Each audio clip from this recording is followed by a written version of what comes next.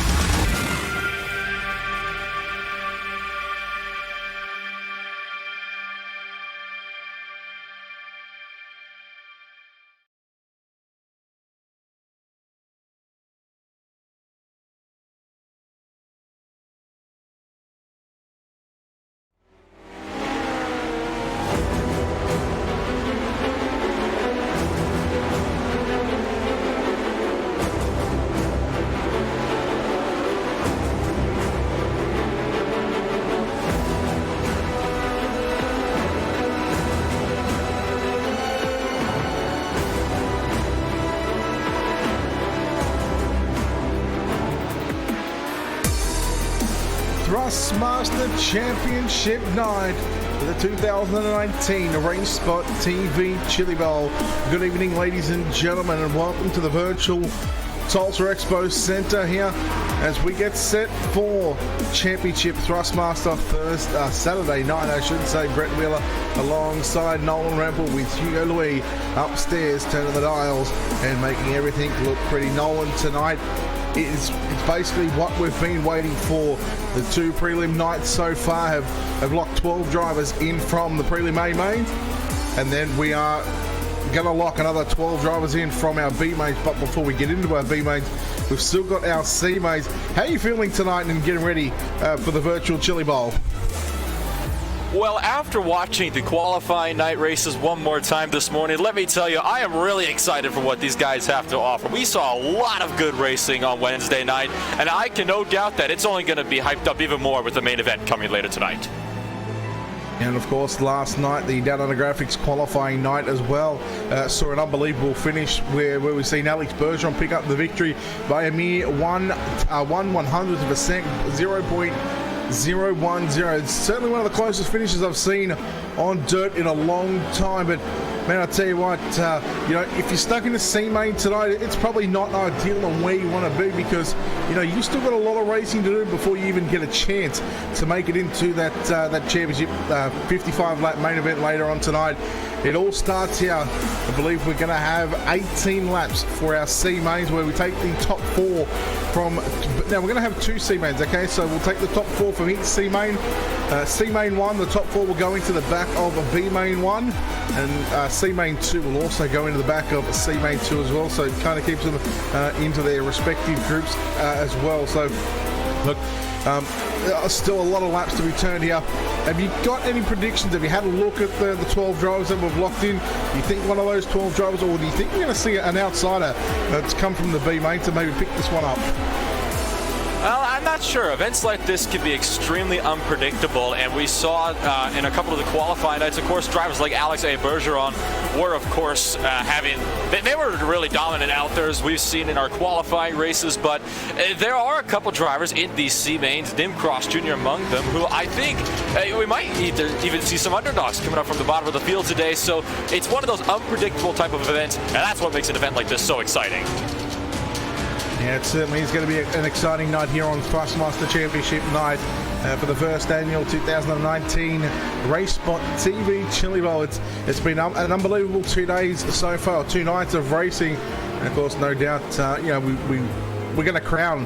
And there's only going to be one winner, of course, so it's going to be 55 laps to determine who that winner is. So at the moment, we are in just a little bit of a hot lap session, so we are just waiting on race control and just to give us the all clear on how it's going to be. But at the moment, we've seen over the past over the first night, not sure what it was last night, but track was a little bit tacky to start off with, but we're starting to see it really slicking out now as you get towards the end of this championship night. Yep, and it's something, again, that we're going to be seeing, you know, the track being worn in. You can already see a very slick groove being formed along kind of that inside line throughout the corners, but it's, again, one of those tracks where you can kind of be able to pick away at whatever line you want. You can see over there 1 and 2 at the far end of your screen. It's kind of more of a middle-low line, but and now at the far end of your screen, now it's more of a bit of a lower, higher line. So it's a bit of an interesting track, to say the least. It's also a track where you never really stop turning, let's be honest. With all the counters you have to do to keep these cars going straight, you really are almost turning the entire way around the track. So with the grooves opening up and slicking it out on this track, it's definitely not going to stay tacky for long. And probably, you know, you put these midgets on this track, and you know, we've seen it, or I seen it on Wednesday night on the opening night. These cars, if they get tight on the entry to the corner, they really push up, and you know, you really lose a lot of speed to where you can lose a couple of positions. I've seen a couple of drivers do it last night in the main event. So it's kind of, you got to make the least mistakes possible. You make a mistake, you're generally going to lose at least 2, 3, even maybe 4 positions, you know, on such a tight racetrack. But we've seen drivers go 2 and 3 wide here on the opening couple of nights of on the qualifying night. So it's also another couple of drivers that I was sort of looking at here. Jacob Fields, I've seen him run mainly in a super late model. He's obviously now trying his hand in the midgets. He's doing not a bad job, but you know, at C main, he wouldn't want to be in this C main. He would have already liked to be, you know, locked in. But you know, we've got a stacked field here tonight, of course. You know, with already our 12 drivers. I mean, any one of those 12 drivers can pick up the win. Another driver that I'm looking at so far, the 41 of Logan Rumsey. He's only a young kid, but I tell you what, he can stand on the gas. And also Tom Callahan as well, from over here in Australia. Look for him to, you know, maybe make some moves on the top side. At the moment, he's just practicing on the bottom. So, look, a couple of names around in this first C main that, you know, maybe we'll keep an eye on when it comes to that 18-lap C main. Yeah, a couple names to look out, to say the least. Jacob Fields is, of course, as you mentioned, he's definitely trying his hand with these midgets, but he isn't doing bad at all. He's actually a quarter of a second up on the rest of these guys in this little hot lapping session that we're having here. Remember, though, anything can happen. For all we know, he might end up getting spun around in lap number 1, turn number 1. So anything can happen here. So, like you said, anybody can win this event, and you have to be able to have quick reactions, especially when you're at a track as small as this one. Another one of those drivers that, you know, you talk about having a bit of bad luck. Josh Hurley on his qualifying night was in the qualifiers, made it to the show, and then unfortunately he didn't sort of go any further. It was just, he had a bit of bad luck in the prelim at the start of the A main. Didn't get to finish that one, so courtesy now he's going to be sitting in a C main. But man, he's still got a lot of work to do, you know, if he's going to want to put that 88 into the B main. But, you know, just all depending on where they start at the moment. And in fact, I can probably get a look and tell you how they're going to start. It looks like it's going to be Logan Rumsey and Josh Hurley on the front row. So 2 guys that are, you know, really capable of you know, going or staying up the front. But as we get set, we'll take a look at your RaceSpot TV starting grid. Starting on pole in car number 41, that's going to be Logan Rumsey. On his outside in car number 88, it will be Josh Hurley. Inside, second row, the 09 of Terry Renner. Alongside him in car number 23, Jonathan Smith at a position number 4. At a position 5 in car 24, it's Eric Einarson and Glenn Rockefeller. In car number 7, we'll start position 6. Mim Cross Jr. starting over there in 7th place in row number 4. Right beside him, Justin Johnson over there in 8th spot as well. Moving down to row number 5, you've got Jacob Fields and Tom Callahan bringing up the rear of this field. And then, of course, we've got Jordan Gleckler starting back there all alone in row number 6. All right, ladies and gentlemen, the 2019 RaceSpot Chili Bowl Nationals. It is the championship night presented by Thrustmaster. 18 laps on the board. C main, number 1 on the grid, waiting to roll off. And then, of course, we will take the top 4. And in fact, the driver starting out of position 10, Tom Callahan, did not make the grid, so he's going to be stuck in the pits. So you would think his championship night well, it's over before it even started, realistically, because without making the grid, you put yourself in a real bind, you know, to try and make this top 4. The fact is, the laps are so short here when you go around that he's probably going to end up being lapped before he can even get out of the pit. So that's very unfortunate, to say the least, for Callaghan. He's definitely going to have his work cut out tonight if he's going to have a hope of making the race as the pace truck pulls down into the lane. All right, championship night about to commence. Logan Rumsey, green flag is out, and we're underway here in tonight's C-Main number 1. As Rumsey leads down the back straight away, contact. We've seen Jonathan Smith trying to get up into position 3. In fact, he will. We move the 7 car, Rockefeller, into position 4 at the moment, so make that 5 actually. Can't count, but he's 1 spot out of a transfer. Jonathan Smith, Jacob Fields. Now he's going to move his way to position 5. Battle on for 2nd. Oh no, Hurley around. Caution is out.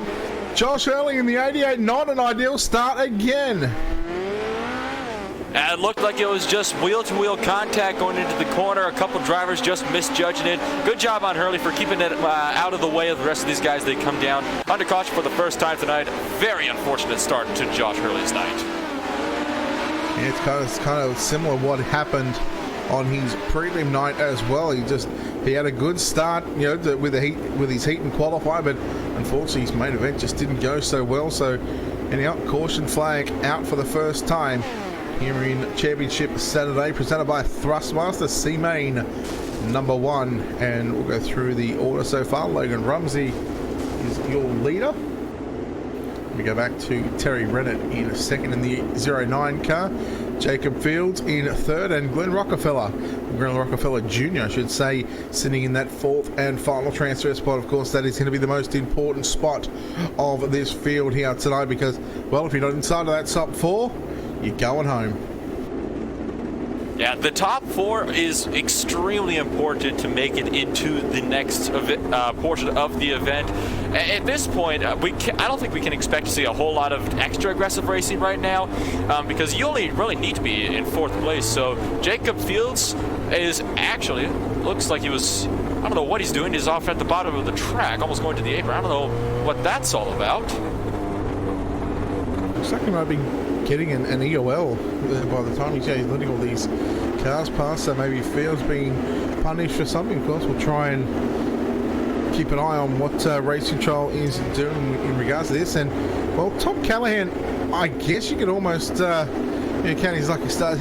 At the moment, he scored a couple of laps down, so I mean he won't get those laps back just due to the simple fact because he missed the start. So I mean, 2 laps down, in an 18-lap race, it's very tough for him. I can't see him getting, up to the front and, passing all these cars, getting to the front, and then, of course, having a caution flag.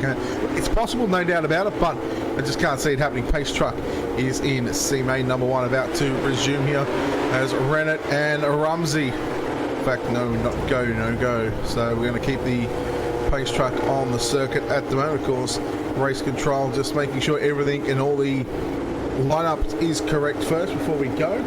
We've got 3 in the books with 15 to go.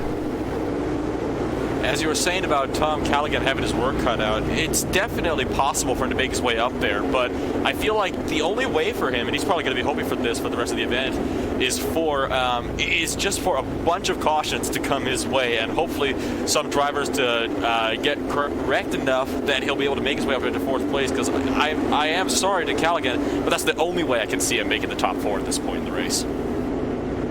It's almost like watching him trying to climb Mount Everest at the moment. Of course, caution laps not counting here tonight, so we're going to have all laps under the green flag. It is, of course, being scored manually. You can see on the top left of the screen, right under the RaceSpot there, as we're getting set to go green. Logan Rumsey is going to lead us back to green flag racing here in C-Main number 1 of the RaceSpot TV Chili Bowl Nationals. We'll keep an eye on Eric Iverson in the 24. He's now moved his way into position number 4, and you go back to Justin Johnson in the 8, back there in 5th. But we look at Rockefeller Jr. in the 7, sitting in 3rd, trying to get by Rennett in that 09 car, but it's still Logan Rumsey leading into turn 3 and 4. Logan Rumsey really checked out off of that restart. He was like, you know what, I don't want to stick around. I'm going to get the heck out of here. And he was gone. So right now it is Terry M. Renner fighting it out with Glenn Rockefeller Jr., who's trying to fight his way up to second place.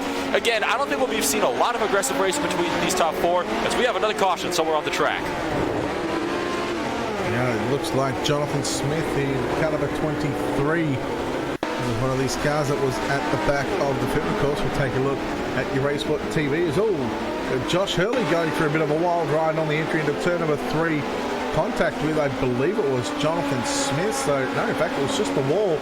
And Smith, in fact, came back in there to give him a bit of a helping hand. So tonight, at flip count number 1, of course, I'm not sure what the official flip count was for last night. I didn't get to see all the night, but I know on Wednesday night it was 11. We counted 11.5. We start off championship night with 1, so we'll try and keep a count on that one tonight. But yeah, Josh Early, that's going to be his night, and championship night done and dusted.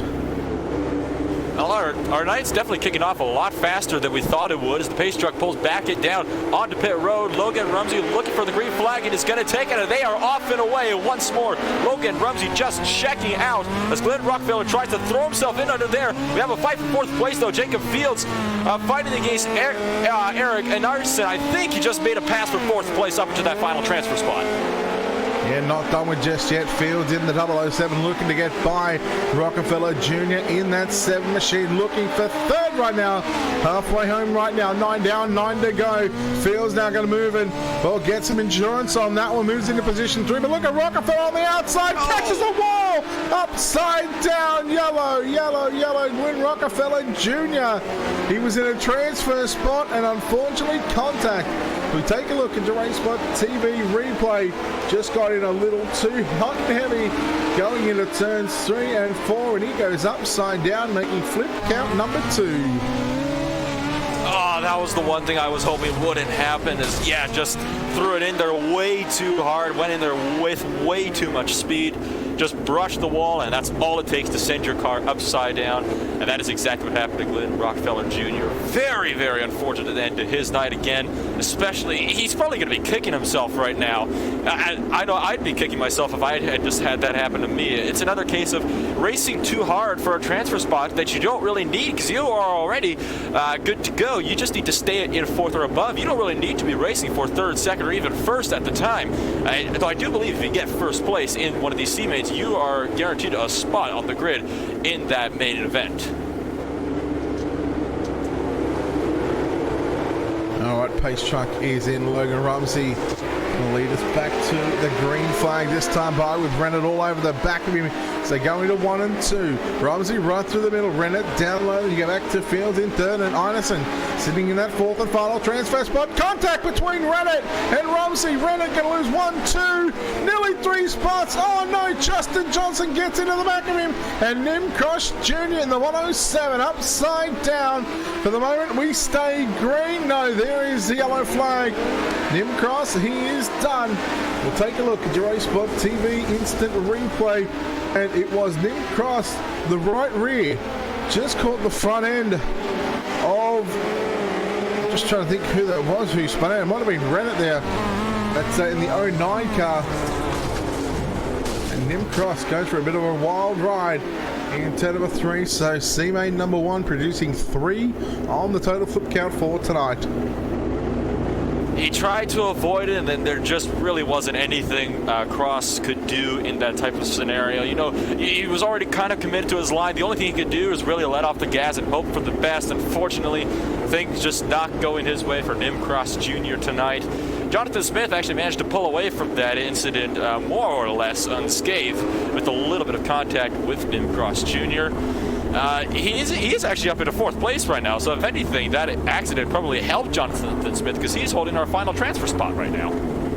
Yeah, and our race leader, Logan Rumsey, is being given an EOL due to being the main primary cause of that incident there. Of course, contact with Terry Rennet. And these drivers have still about 5 laps to go to complete this opening C-main here on Championship Saturday presented by Thrustmaster, the RaceSpot TV Chili Bowl Midget Nationals. The pace track going to exit, and well, Jacob Fields might consider his lucky stars right now, as he's going to lead this field back to the green flag with just a handful of laps to go.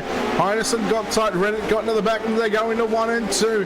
Here comes Callahan. Now that's not for a position. Logan Rumsey going to force the issue on Jonathan Smith, so move Logan Rumsey back to position number 4 right now, so he's still in the transfer. You see Callahan in the 50 looking up the inside on Terry Reddit. Unfortunately for Callahan, he's a couple of laps down. Oh no, Reddit around. It was Eric Anderson who got a little loose. And Terry Reddit in the 09 around again. We're taking a look at the RaceSpot TV instant replay coming up on your screen right now. Ooh, just caught the left rear of Anderson, but unfortunately, man, you hate to see it, Terry Reddit. He's around and going to go to the back. Thankfully, I mean, it's only going to be about 5th place anyway, so I mean, there's every chance that, you know, he's still got a chance to make this one. Nimcross still circulating on the racetrack, a few laps down after that wild ride.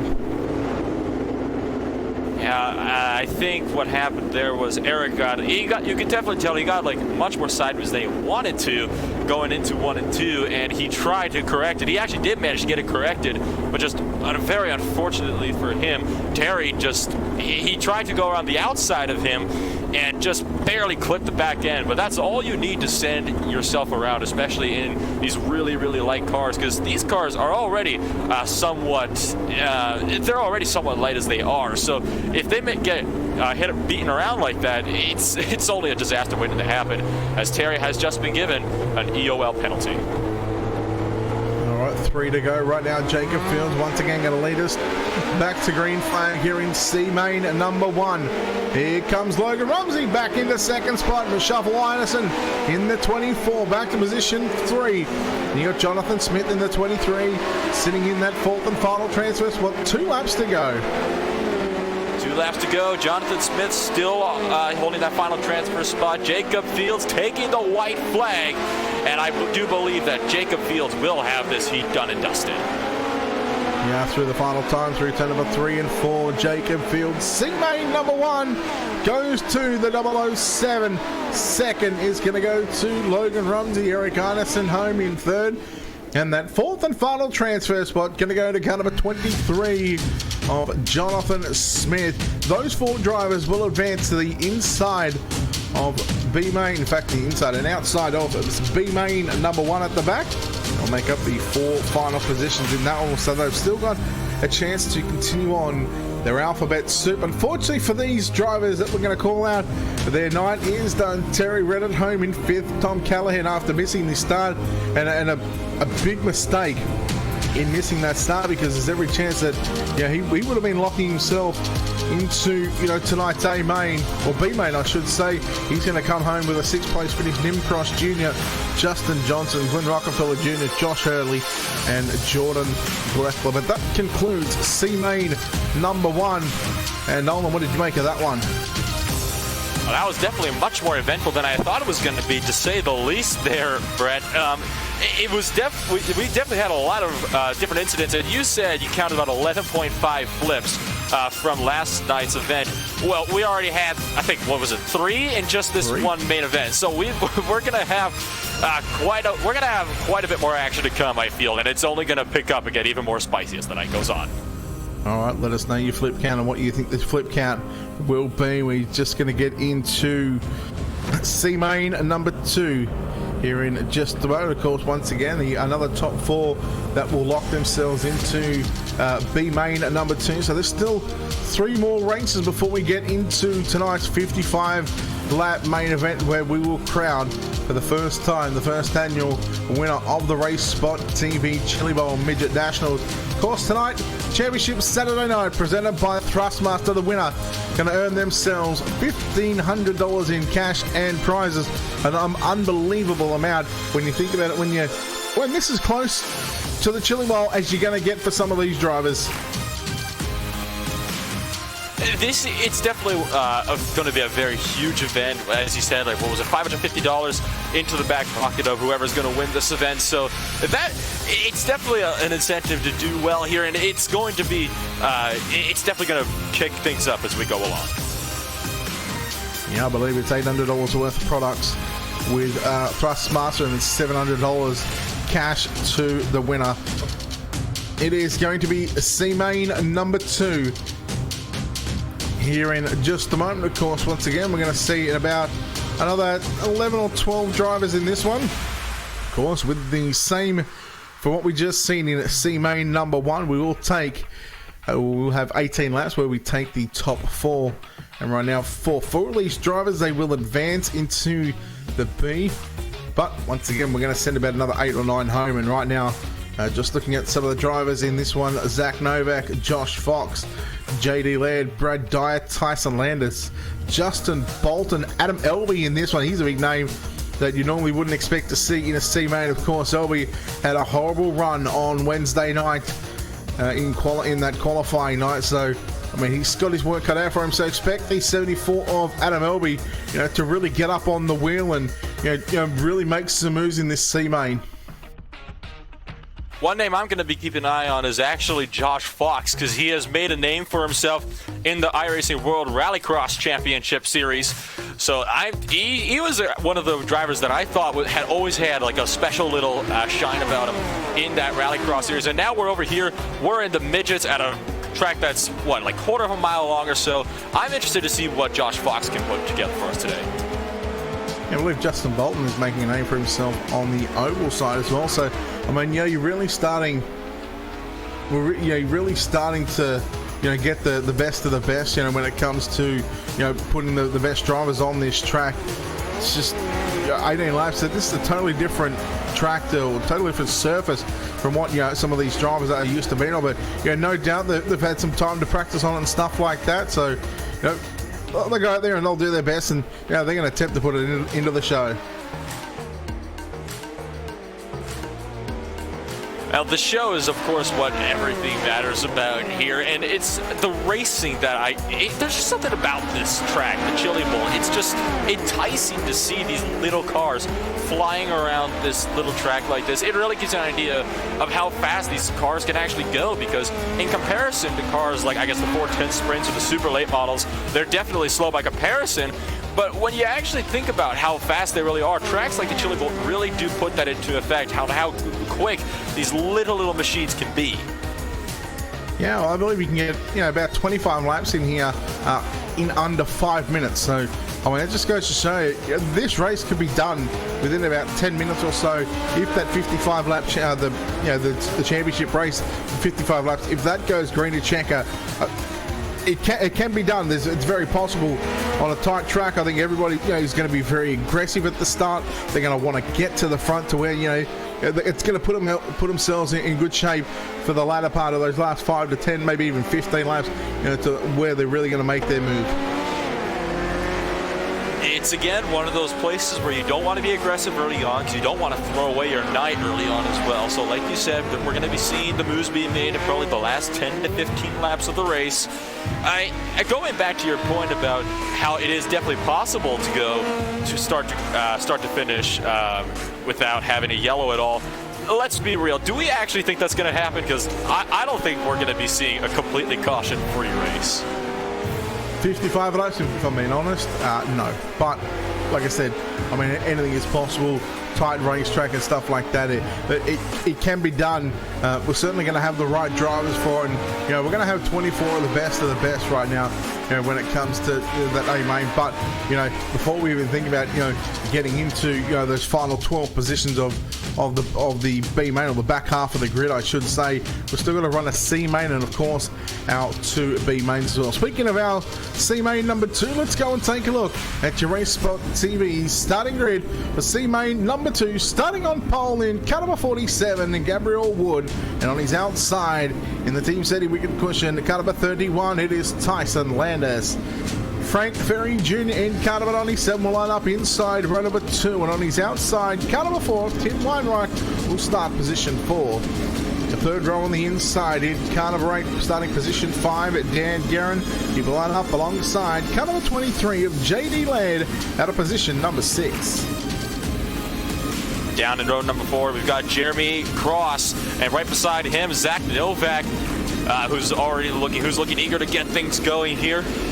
They're moving back now to row number 5. In 9th place, you've got Adam Elby in that 74 machine. Right next to him, Brad Dyer out of the Mid-South in California. We got Justin Bolton in 11th place and Josh Fox over there in P number 12. All right, 18 laps the distance here in C main number 2. We are about to go, ladies and gentlemen. Gabriel Wood and Tyson Landis on the front row of the pace track to the infield as we get set for C main number 2. Once again, top 4 going to advance. Green flag is out and we're underway, and Wood got a great jump going into turn 1 and 2. Oh no, Frank Ferry Jr. in the 97. He got tight and stacked some cars up. We stay green. Justin Bolton caught the worst of that one. Battle on for the race leaders. Landis looks inside on Wood, but yellow flag flies. Well, that certainly didn't take long at all for things to pick up a couple notches. It was a bit of almost a stack-up-ish. You know, you had everybody throwing themselves into turn number 1. I think they actually almost went 4 abreast at one point or another. We're going to see a really good angle there showing now everybody just kind of threw themselves in there. I think they didn't realize what was all going on in front of them. You're in a big field of cars. You only really worry about what's going on immediately around you. You're not looking all the way up to the front of the grid to really see what's going on around you. Yeah, one of the big movers already after just the opening lap, or the opening couple of turns. Adam Elby, 9th, started 9th, now moves his way, and he's going to restart in that 4th and final transfer spot. So like I said, he's going to be up on the wheel. He was a little bit disappointed on the Wednesday night, but so far he's got the right start. He's got luck on his side for that opening lap. We'll see how he handles these next 17 laps. As pace track going to be in. It's going to be Wood to lead from Landers, Weinreich and Elby. Your top 4. Dan Guerin sits in that 5th spot as Wood going to get on the gas as he comes off of turn number 4, and Landers got a horrible start. Weinreich went up the inside, and oh no, something wrong with the Tyson Landers car. He's going backwards in a heartbeat. Oh, that almost hurt to watch. Landis, unfortunately, the car straightened up on him in the middle of the corner, and that's pretty much the one thing you never want to have happen to you, especially at a track like this, because if your car gets straight anywhere on dirt, you're going to go backwards so fast because you're just not going to be able to get the car turned around again.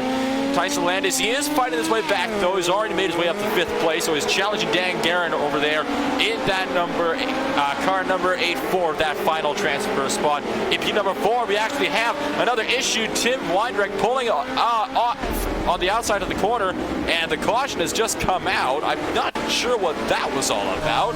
Bit of an interesting situation there to bring out a caution, to say the least. You just see his car get tight here on the RaceSpot TV replay, and then pulled the car up.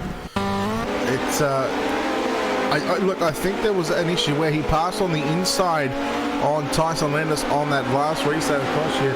You cannot pass up on the inside, so we'll see what race control is going to do with that one. But at the moment, regardless, he's going to be sitting at the back. He might have even had an issue with his wheel or something like that, and that's the reason why he may have pulled the car up, just try to sort of get out of the way and stay out of harm's way. So we'll see what happens here as Gabriel Wood, Adam Elby, Dan Guerin and Tyson Landis are your top 4 for the time being. The lights on the pace track are out, so we're going to go back to green flag. We've got 1/3 of the race distance complete, 6 down, 12 to go. Can Wood hang on, or can Elby? Can he make that pass and get into the lead here in C main number 1? Green flag back out. And it's a good start by Wood, but an even better start by Elby. As Elby now going to move to the inside, move to the race lead momentarily down into turn number 3 and 4. He's going to slide up and take the line away from Wood. Adam Elby, your new race leader from 9th up to position number 1. Meanwhile, Tyson Landis having terrible luck. He's into the wall, up and over. 2 cars up and over on the back straightaway. And that is Jeremy and Cross and Tyson Landis. I was just going to mention on how Landis had such terrible luck on the restart. The exact same thing happened to him before. You know, he couldn't get the car turned to the corners and then smacked the wall, just turned him right up and over. And there you can see Cross also flipping right there behind him. Yeah, Yeah, both cars caught the backstretch forward here. I'll take an onboard look here as you see the first car going upside down, and you see that crossed in that. I forgot what number he's in the 77. He just caught the backstretch wall as well. It's something these drivers are going to have to take care of, take note of as well. I'm sure the guys that have already locked themselves into tonight's main event, when running the top side, you need to be real easy on the throttle, especially coming out of these turns, because the wall, it really comes up on you, especially down the back straight and also main straightaway. You get too much speed. If you catch that wall, you pretty much are going to end your night very, very quickly. Let's see, we go. Pace truck is in, green flag. He's back out onto the racetrack. They'll be going to lead from Wood. Guerin in third. Then look at JD led in the 23. Looking outside now, goes down inside, down into 3 and 4. But it's going to be Zach Novak. He's sitting in that 5th spot right now. 1 spot out of a transfer as he looks to get by JD led. But now here comes Justin Bolton in the 36, looking to get by Novak into turns 3 and 4. He definitely threw that car in there, Bolton, but he didn't manage to get it around. But they're going to be side by side now into turns 1 and 2. Still trying to struggle to get around Zach Novak. There's a little bit of contact going on, but that'll put Bolton 1 spot closer to that final transfer spot. Now threatening that 77 car, the 23 car of JD Laird, who tags the outside wall, and that will cause him to sacrifice that position. And into the final transfer spot goes Justin Bolton, and now he's also going to be threatening Gabriel Wood for 3rd. Yeah, Wood running on the top side of the race. You can see Bolton now moving into P4. Here comes Novak and JD Laird. Look at this, 5 cars putting on a show, and only 3 of them at the moment are going to get those transfer spots. Oh no, Wood! He tagged Guerin. Guerin goes around in 3 and 4. Yellow flag comes out, and Dan Guerin, who was sitting in a transfer spot, he got spun. And as we take a look at your RaceSpot TV replay, I mean, Wood, he went to get on the brakes there, but just carried a little bit too much speed, unfortunately for Dan Guerin in that number 8 machine. He gets turned there, and he's going to be sent back to position number 8, and tough luck, because, well, there was a great battle between Wood, Guerin, JD Laird, Zach Novak, and Justin Bolton, all putting on a show. I don't like to say this, but I'm going to have to. It was only a matter of time before that happened. The way they were running with each other, it was never going to last for the rest of the race. And every time they entered the corner, every time there was the slightest little bit of even getting close to each other, I would hold my breath, because I didn't want to see the action end. But that's unfortunately just how it works when you're racing that close together on a dirt track. It's just a shame that it had to happen in such a manner. Gabriel Wood being given a EOL for that one, so primary cause of the incident. He's going to be sitting back there in around the 8th spot as well, Adam Elby. And they go back to JD Laird, Zach Novak, and Justin Bolton, as they are your top 4 drivers at the moment, is looking themselves like they will raise their way into tonight's B main. 2 laps to go here in our second C main. And these top 4 have really checked themselves out, so I do have a feeling that they're going to be the ones that are going to be taking these transfer spots, because nobody is really close to them in comparison on the racetrack. Yeah, white flag down the back straight over for the final time in C main number 2. Elby down low on the exit of turn number 4. Checkered flag is out. Adam Elby going to go from 9th to position number 1. JD Laird, also a good drive as well, from 6 up to P2.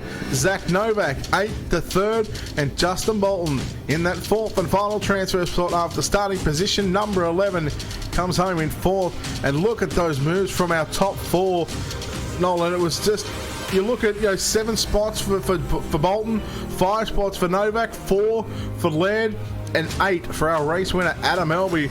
Man, those guys were up on the wheel. They certainly had some luck when it comes to other drivers having some contact with each other, but hey, you'll take what you can get sometimes, as those drivers are going to look to continue on with the Alphabet Soup run here tonight. It's like we were saying at the start of this broadcast, how really anything can happen and anyone can come out to win these races, and Adam Elby just proved that point in a nutshell right there, coming back from 9th place on the grid all the way up to win the second C main. That was definitely, it's one of those things where it's not the first time we've seen it over the course of this event. It's going to be far from the last, I feel, as well. Yep, so C main 1 and C main 2 are complete. We're going to take this opportunity to step aside and pay some bills, of course. We've still got plenty of action to come live here on the iRacing Esports Network. You're watching the RaceSpot TV Chili Bowl Nationals Championship Night presented by Thrustmaster. We'll take a quick break and come back with B-Main 1 and B-Main 2 on the other side of this.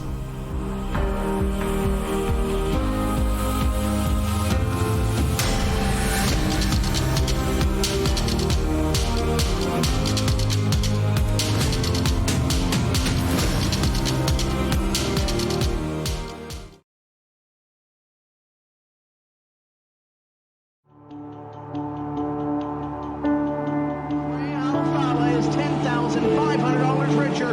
Two-time NASCAR legend is your 2013 NASCAR iRacing. It's going to be Humpy winning the race, and it's going to be Conti taking away his first NASCAR 2017 NASCAR Beginner Free Series Championship to Ryan Loser. Federer is a four-time champion of the NASCAR Beginner Free iRacing Series.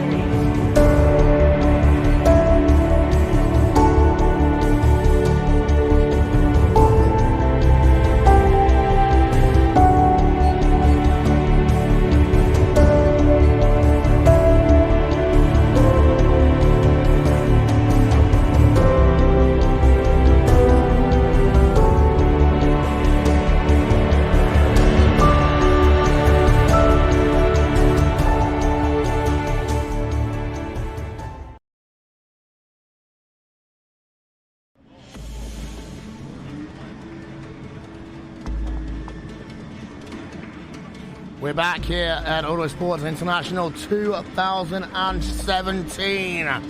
From Vegas to Birmingham, we're now joined by driver for Apex Racing UK, who states has 156 road wins and 11 oval wins.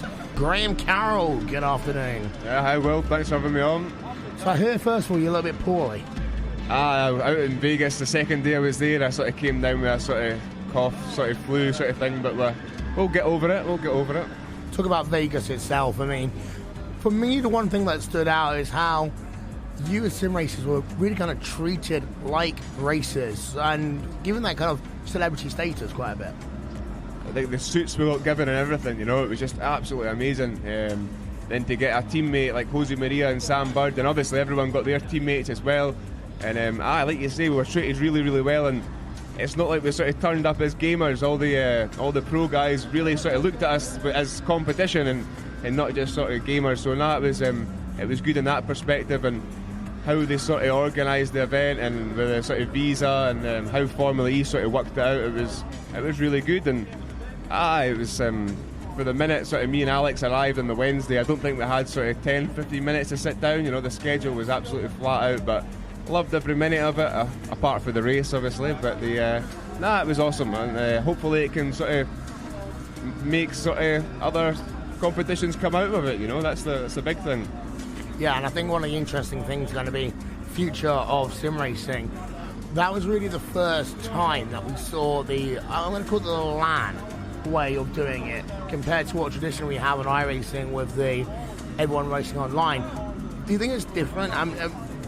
What did you enjoy running in that kind of LAN setting more to iRacing? What's the pros and cons from your perspective?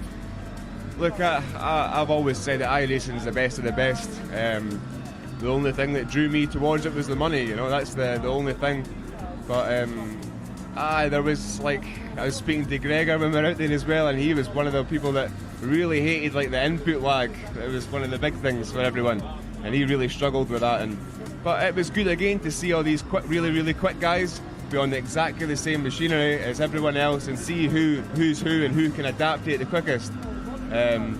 I've got to take my hat off to Bono. I've said that numerous times.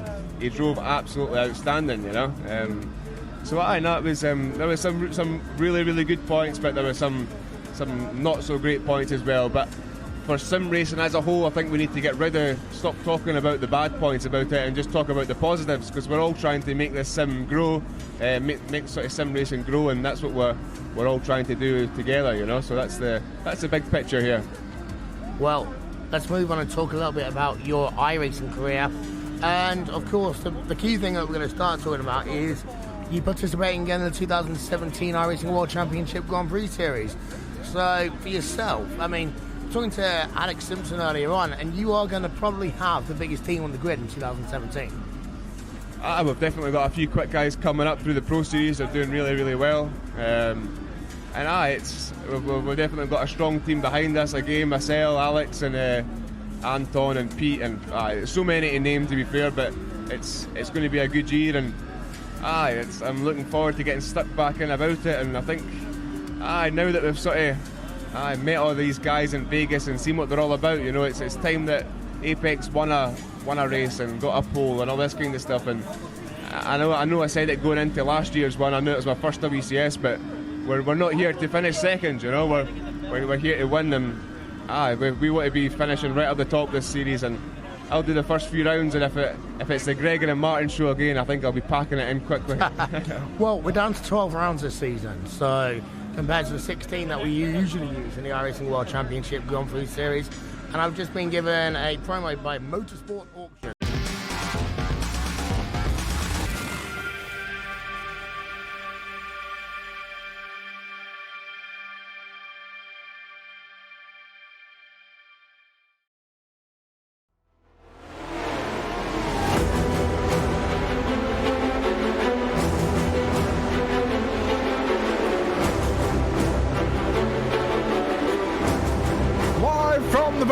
Tulsa Expo Center here, the 2019 RaceSpot Chili Gold Nationals, as we get set for B main number 1 on the board. We've got 18 cars in this one, the top 6 going through. Brett Wheeler alongside Nolan Rampel with Hugo Louis down in the production booth, turning the dials and making everything look sweet. Nolan, B main. 6 cars out of this 18 will go on to the championship race. If you're in a situation like this, how do you prepare for this one?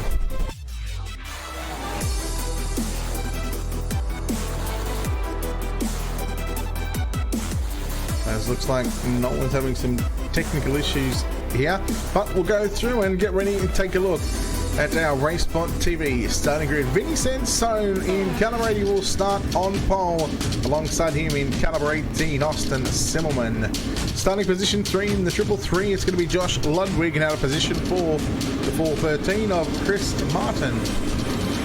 Starting position 5 in the 051, Tyler Laughlin on his outside, caliber 56 of Mike Mulmer. James Edens in car 52 will start position 7. Alongside him is going to be JR Rodriguez.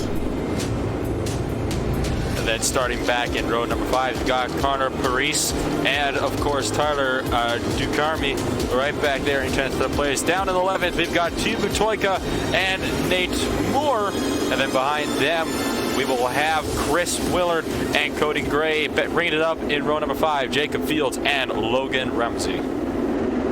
Yeah, 25 laps to distance here. B main number 1. Your top 6 will advance into the inside row from into tonight's A main. As here we go, B main here on Championship Night, presented by the Thrustmaster. Green flag is out. It's going to be Sansone and Austin Simmelman lead the field into turn number 1 and 2. Sansone going to lead down the back straight away. Keep an eye on Simmelman sitting in that second spot. We go back and we take a look as these drivers are 2 and 3 wide off the edge of turn number 4. We got 1 car round. That's going to be the 007 of Jacob Fields. Oh, they weren't even just 2 or 3 wide. They were going 4 wide, several rows deep in that one, all the way through the back straightaway. They were bouncing all over the place off each other. I didn't think it was even possible to achieve 4 wide here, let alone for so long. We'll take a look at the RaceSpot TV replay just here. Fields was coming sort of off the infield, trying to get back onto the racetrack. Just a little contact there with the car in front, and unfortunately for Jacob Fields, yeah, you can see 4 wide going into turn number 3. That is unbelievable, man. This is such a tight racetrack to go even 3 wide here. Well, that's a bit of a stretch, but well, you put drivers in these cars, and yeah, they're wanting to get into the top 6. They're going to make it 4 wide, and that's exactly what they did. But unfortunately, Fields in the 007. He was the first car to go around, so caution number 1. We're still keeping an eye on the foot count at number 3. Now flip count still at number 3. All of those from, of course, our first round in the C main as they head around through turns 3 and 4 now. Vinny Sansone in the lead, and he's going to lead them back to the green flag as he gets a great start, jump off the line. Austin Semmelman trying hard to fight him back behind him. Looks like Tyler Logan got a bit loose back there in that 5th place, trying to get around Chris Martin for that fourth position. And then, of course, you've got Tyler Ducarmi, who actually just made his way up 2 spots and just bumped James Edens down into that spot right below where the final transfer is. Tyler Loughlin is now going to take that place. Yeah, Tyler Deschamps picking up 2 spots, got by Tyler Loughlin and also James Eden. James Eden's now sitting in that 6th and final transfer spot. Yet again, move Loughlin to 1 spot out. So one thing these drivers have to take note as well, that inside berm, that is dangerous if you get your left front up on the inside berm. But, oh, we got some contact here, and the yellow flag going to fly. And our flip count is increased to 4 as J.R. Rodriguez pounded the wall, and I believe that was 1 and 2, tipping him up and onto his roof. Drove it in there way too deep, unfortunately, trying to go for a spot, and it just did not work out his way. Turn 69 J.R. Rodriguez making the flip count to 4. Connor Parisi, Terry Rennett, those drivers are done as well. In fact, I believe it's going to be 16 cars left in this one. Vinny Sansone, who is your race leader. Some big movers, a couple of big movers.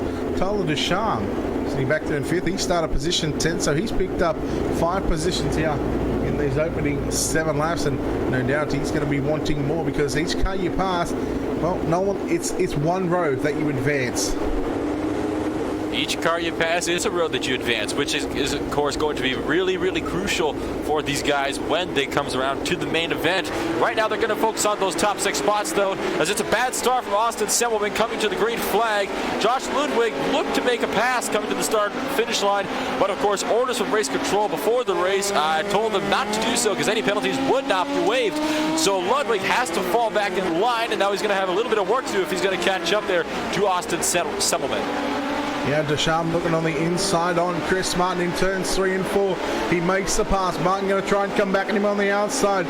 Right in behind them is James Edens in the 52. So a nice little 3 and 4 car battle right now. Here comes Tyler Loughlin trying to make things work on the top side. But look at Tyler Deschamps just rolling the bottom. He's now looking for position number 3. It's going to be Chris Martin behind him. It's Josh Ludwig on the outside in the pink and white machine. Ludwig going to shut the door going into 1 and 2. Caution on the racetrack. Trying to look for where that caution took place. It obviously happened. It looks to be a little further in the back of the field. And I just found it. It was in fact Tumu Toika who tagged the back of the 41 and sent himself around. And a mad dash to try to avoid him. Jonathan Smith also being caught up in that incident. Toika in the 46 just catching the left rear there of Logan Rumsey. That's going to be putting him at the back of the field. So we're about halfway home in this one. We've got about 13 complete with 12 to go. So tell you what, Vinny Sansone has done a nice job so far, and it's amazing how quickly these laps are really ticking off. Of course, you're looking at anywhere from 10 to 11 second lap time, high 10s to low 11s at the moment. Of course, these drivers. 10.670 for Austin Semmelman, a 10.849 for Vinny Sansone. So just going to show you these drivers are not wasting any time in getting to tick off these laps. As green flag going to come back out, and it's going to be a good start, a better start this time by for Austin Semmelman. We're going to keep an eye on this battle between Ludwig, Deschamps, Martin, and also Edens. Edens now going to move to the top side in turn number 3 and 4.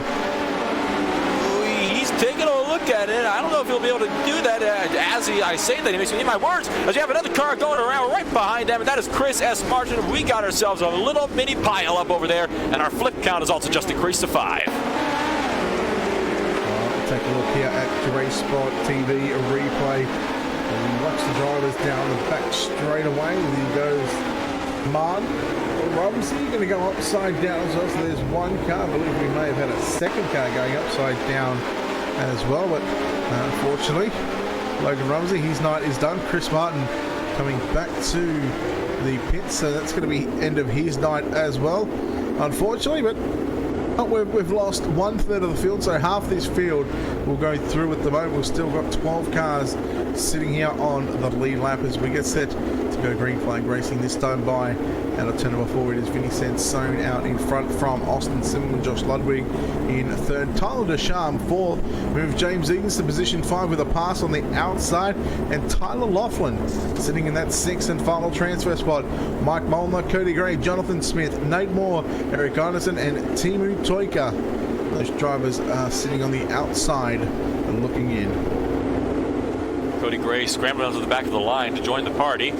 As we look up, lights are now out of the pace car. We should be expecting it to pull off right about now, and we're going to be expecting Vienna Sansone. I'm expecting him to get a good jump off the restart. He's shown to be really strong with these restarts. Of course, he can dictate the pace on when he wants to fire. Green flag gets back out. 11 laps to go. Simmelman's got to run down the back straight away. We go back and take a look at this battle for the minor plays. He's back to stay. Look up front right now, 10 to go. As Simmelman, he's starting to get closer to that number 80 machine. Doesn't want to make any unnecessary moves right now, knowing that he's only about 9 laps away from going into the championship race for 55 laps. But we see James Edens, Josh Ludwig, he's going to get shuffled back to position 5 as Edens now. He makes the pass into position number 4. Tyler Deschamps in third, and coming after Austin Simmelman and Vinny Sansone. He's going to be chasing this field down. We've seen Tyler Deschamps work his way up through the field throughout the course of this race. He's now in the top 3, and he's looking to make that a top 2 and then hopefully go for the win, go for this victory in the heat. 6 laps to go at the line as we will cross over onto lap number 20. Throws this car down to the inside, goes Deschamps side by side off the corner. He's not quite there yet. He's going to have some work to do. Gets a little bit of contact, and now they're going to be making a lot of contact back there. James Edens will have damage. Josh Ludwig was caught up in that as well, and that will knock Ludwig, I believe, just barely on the threshold of making that transfer. Yeah, right on the bubble. He's got pressure here from the 56 of Mike Molnar into turns 3 and 4. Molnar gets tight. Now move Jonathan Smith into P7. Laughlin got tight in turns 1 and 2, 3 and 4, sorry, into 1 and 2. It's still Sansone from Simmelman, Deschamps, Laughlin, Edens in 5th, and Ludwig still hanging on to position 6. Battle on for 4th and 5th with 2 to go right now. 2 laps to go, coming around to 1 this time by as Austin Simmelman throws it down to the inside. Can he make the move coming to the white flag? Sansone out of turn number 2 for the final time in B main number 1. 6 drivers going to go on to championship race, and it's going to be Vinny Sansone who gets the win. Starting off the pole, Austin Simmelman comes home 2nd. Tyler Deschamps from 10th to position 3, also going to make a transfer spot.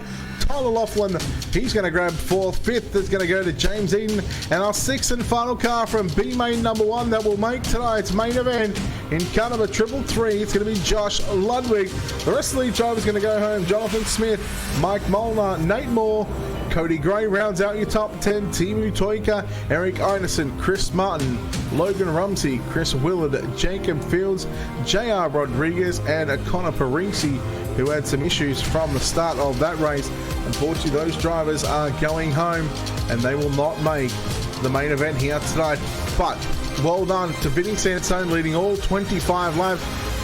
It was crucial, those restarts. He was able to get a good jump on Austin Simmelman, and that's why we see the number 80 machine go to victory lane here in tonight's B main. He did exactly what he needed to do off the restart, and that was get the power down and get out. And that's exactly what he did. Yeah, had a couple of close calls where he actually almost lost out on that lead, but he did come through to sweep the entirety of that B main race. Congratulations on the victory to that number 80 machine for the fantastic strive. All right, B main number 1 complete. B main number 2 up next. Of course, we'll take this opportunity to step aside for just a brief moment and come back with B main number 2. You're watching the RaceSpot TV Chili Bowl Midget Nationals live on the iRacing Esports Network Championship Night, presented by Thrustmaster.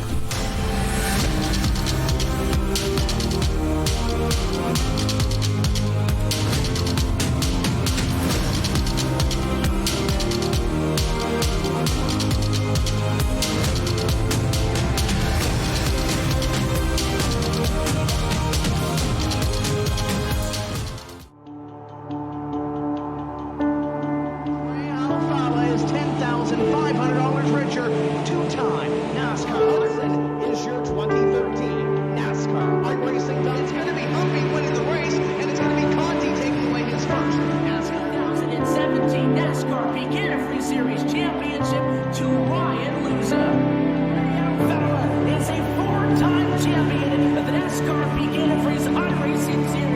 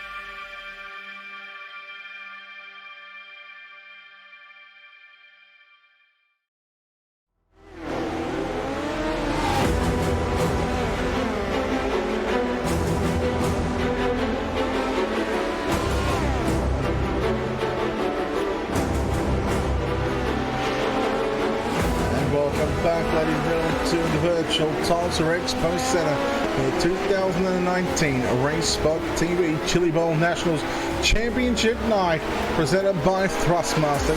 Good evening, my name is Brett Will, alongside Nolan Rempo with Hugo Louis down in the production booth. Nolan, we've just seen B-Main number 1 be complete. We now go into the final race before the championship race. Another 25 laps, another 6 cars that are going to make up the outside row, and the final 6 cars that we will see from the B into the back of the A. If you're in this one, what is the game plan after seeing the C mains and also B main number 1?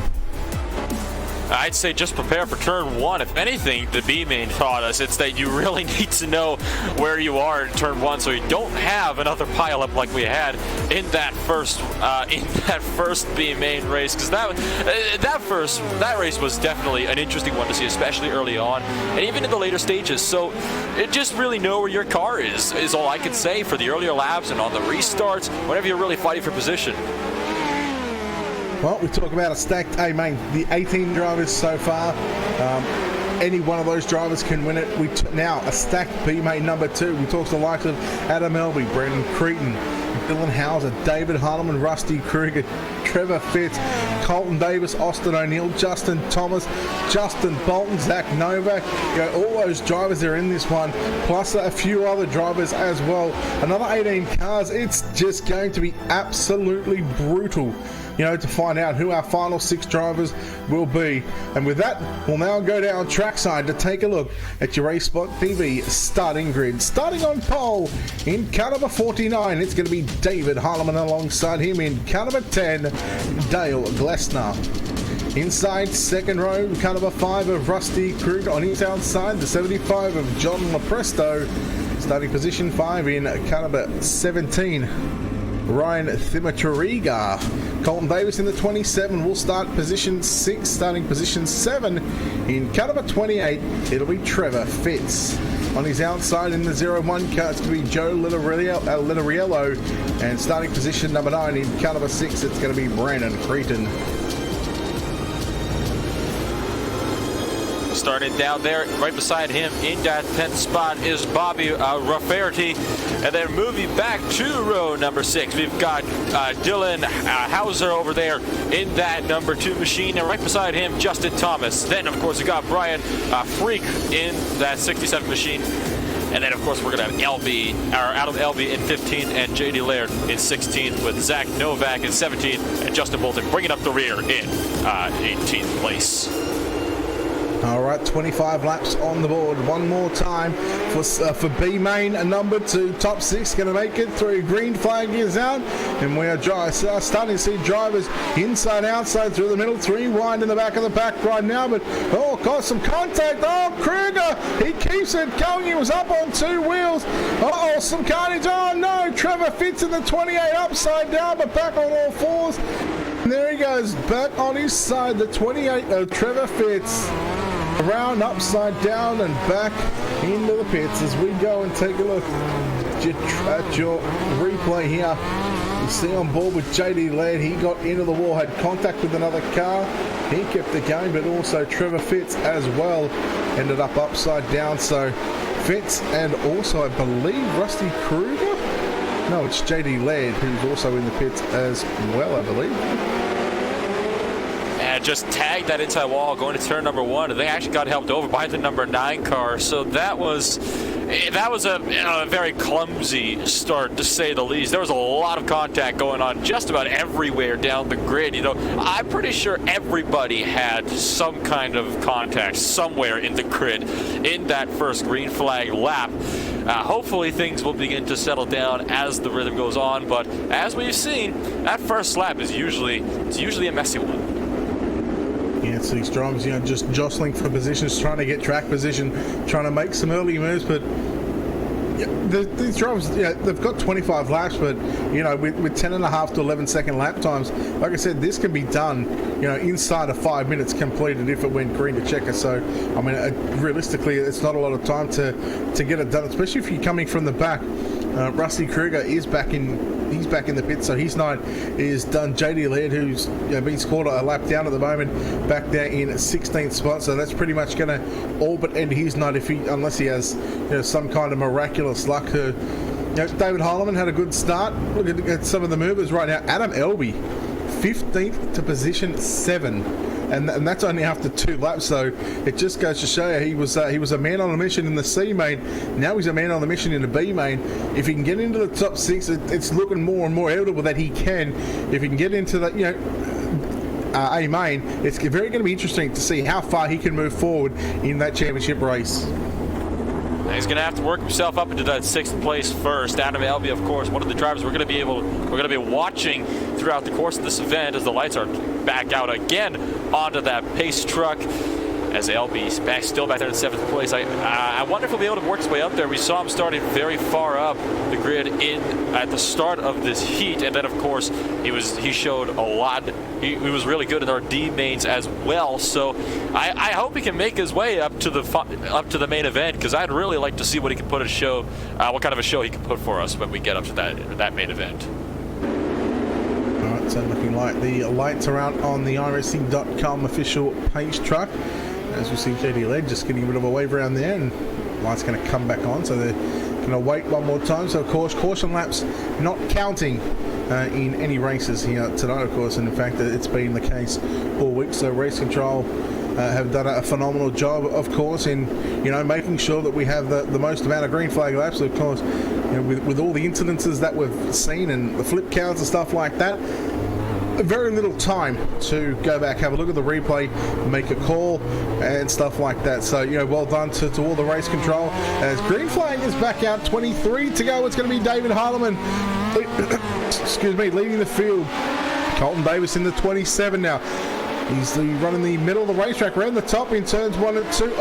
Brandon Cretan now. He's going to get shuffled back about 3 or 4 spots, and well, that's going to put Adam Elby. He's now 1 spot out of transfer. There's contact 3 wide on the exit of turn 2, yellow.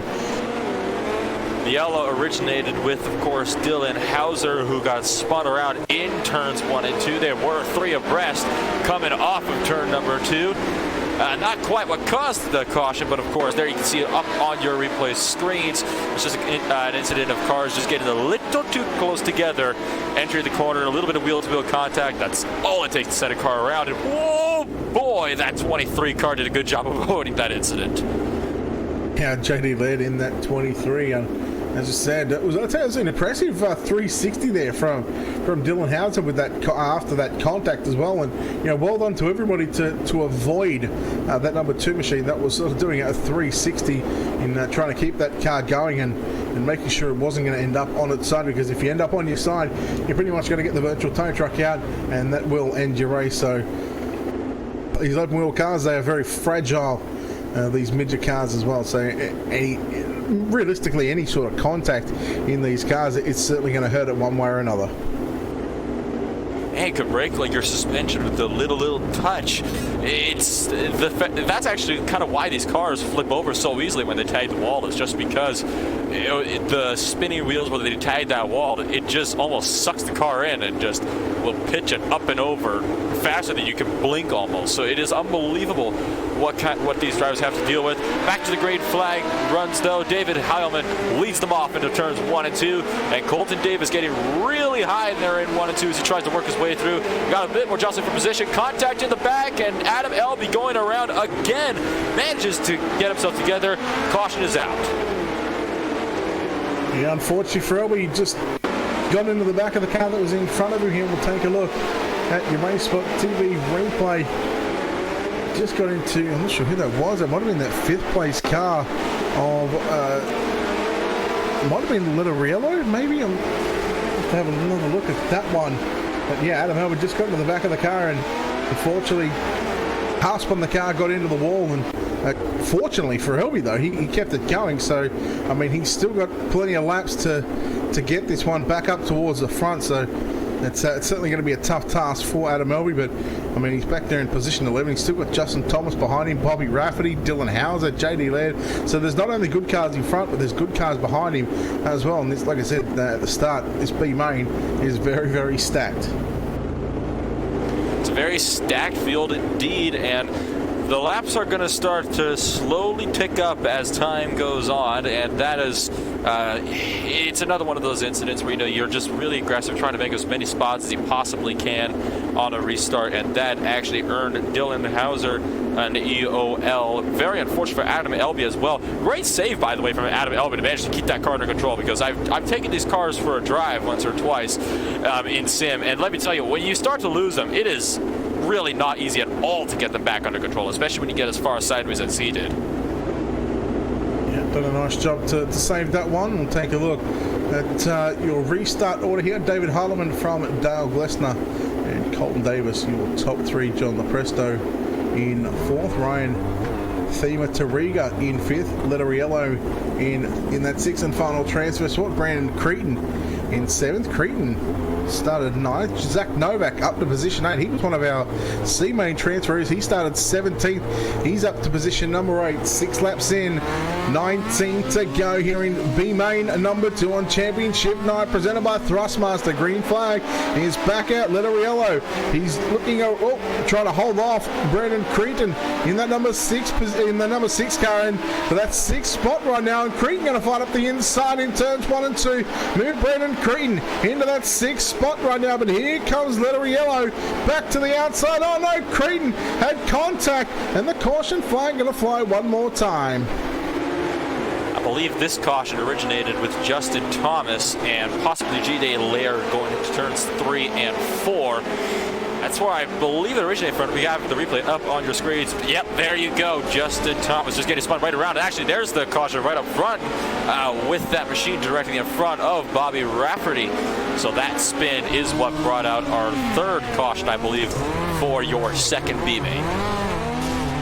Once again, we're seeing this all too often. Cars getting tight in the center of the corners of the corner, so you get off the gas or you have contact with another car. You know, these cars get real tight, and then it takes a couple of seconds for these drivers to get these cars, back rotating in the way that they should be. By that time, if you're looking at sort of 2 or 3 seconds, the guys behind you, they don't really want to waste time and wait for you to get your car going again. They want to make that move, make that pass under green flag conditions to where they can, put themselves in good stead, to make it into this A-main tonight. But going back to green flag action, it's going to be David Hartman once again in that number 49 machine. Green flag is back out onto the racetrack into turns 1 and 2. We see Davis going up top in turns 3 and 4. He's done the same in 1 and 2. And Colton Davis really just seemed to like that outside line. Maybe it's just one of those preference things where you just feel you can find a bit more speed up there. Dale Glessner getting right to the back of David Heilman on the exit of turn 2. Just, almost nicked the back end actually as well, as they continue to throw themselves through these corners. This is definitely going to be an interesting run, to say the least, as he slides right back up. Unfortunately not able to make anything of it yet, and the caution is once more out for another spin somewhere on the track. Yeah, Brandon Cretan in the 6th car caught the opening in turns number 3. He done a 360 pirouette in the air. We'll take a look here at your RaceSpot TV instant replay. But yeah, he just caught the opening going into turns 3, and so it was somehow, I've seen cars, he caught the backstretch wall first, and somehow he was able to keep that car on all fours. He's done a hell of a job then, to not have that car up on its side or up on its lid. So, well done to Brandon Cretan, but unfortunately, that's going to be putting him at the end of the line. Again, very impressive work on managing to get that car more or less recovered after a little twisted turn through the air. As we talked about, very, very difficult to do with these dirt cars, especially with cars like the midgets, because they can just be so unpredictable. And he threw the car into the corner. I don't think it turned just as much as he thought it was going to. And if your car isn't turning as much as you'd like for it to, you really just got to hold on and wait.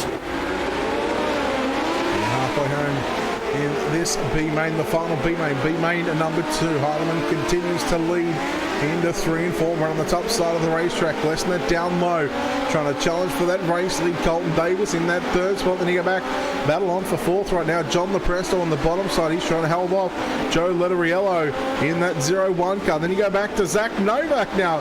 He's into that sixth and final transfer spot, running the top side of the racetrack in 1 and 2. So a 3-car battle for the top 3, and then a 3-car battle for 4th, 5th, and 6th.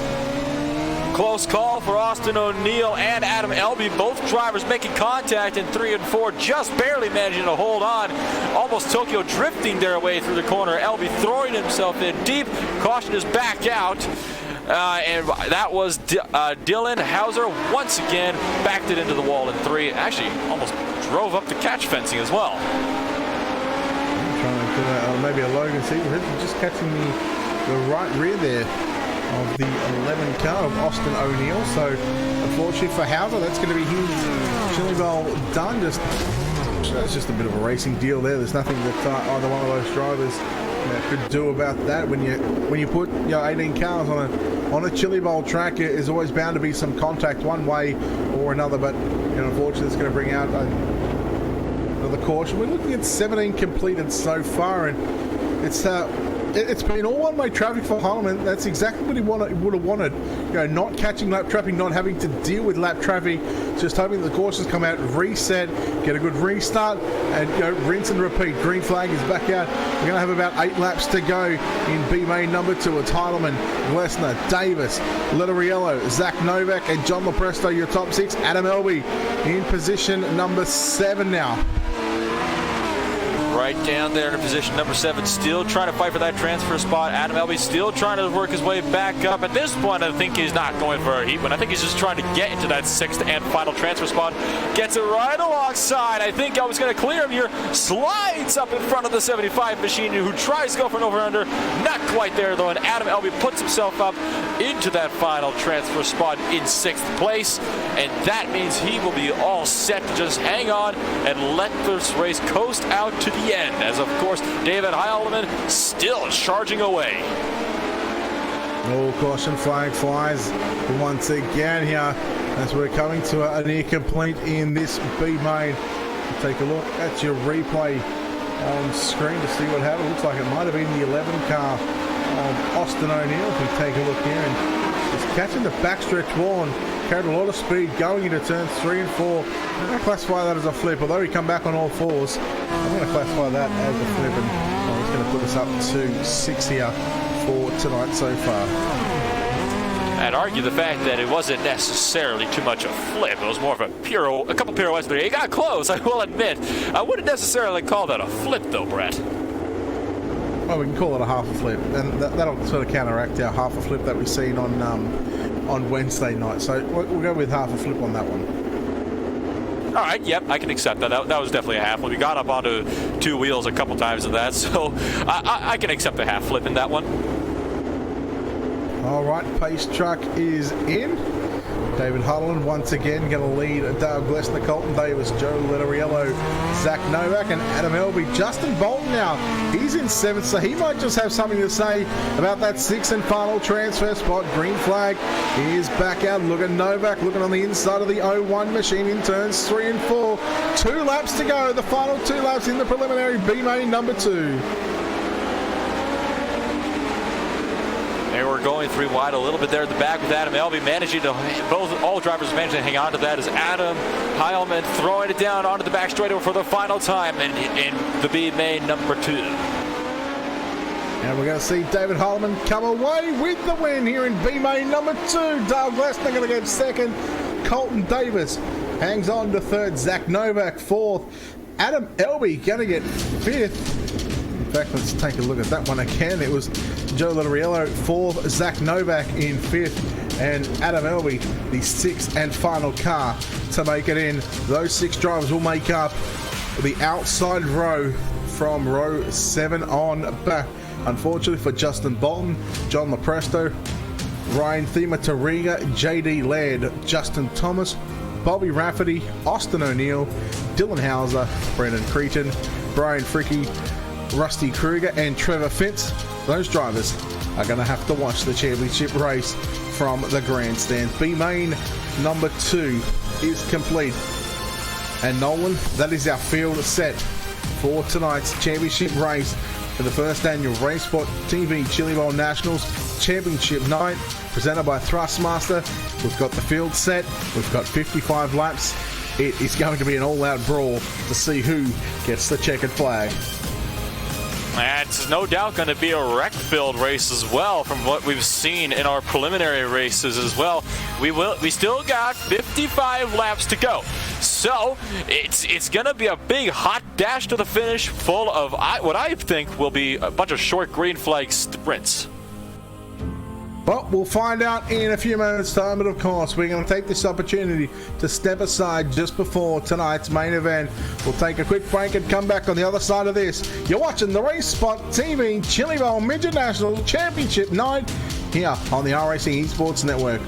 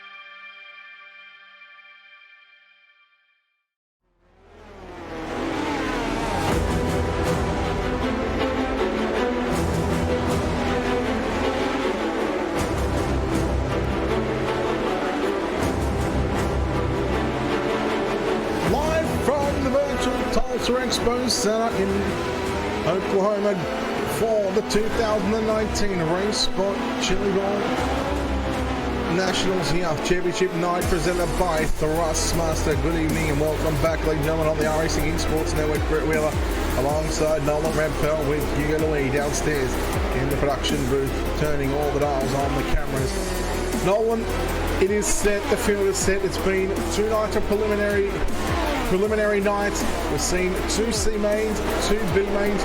We have our 24 starters for the first annual RaceSpot TV Chili Bowl Midget Nationals. 55 laps, 1 winner. Right now, in your prediction, what is going to happen come the end of the 55 laps? So go straight for the throat. Who do you think is going to win tonight and why? Well, I feel like one of the big contenders for the win could be Alex Bergeron, who is of course very big in the dirt racing community. Tim Ryan, also a very good candidate as well. I believe he actually won our World of Outlaws late model world championship. And Zach Leonhardi as well. He's going to be a big name coming into this as well as the champion of the World of Outlaws Craftsman Sprint Car Series as well.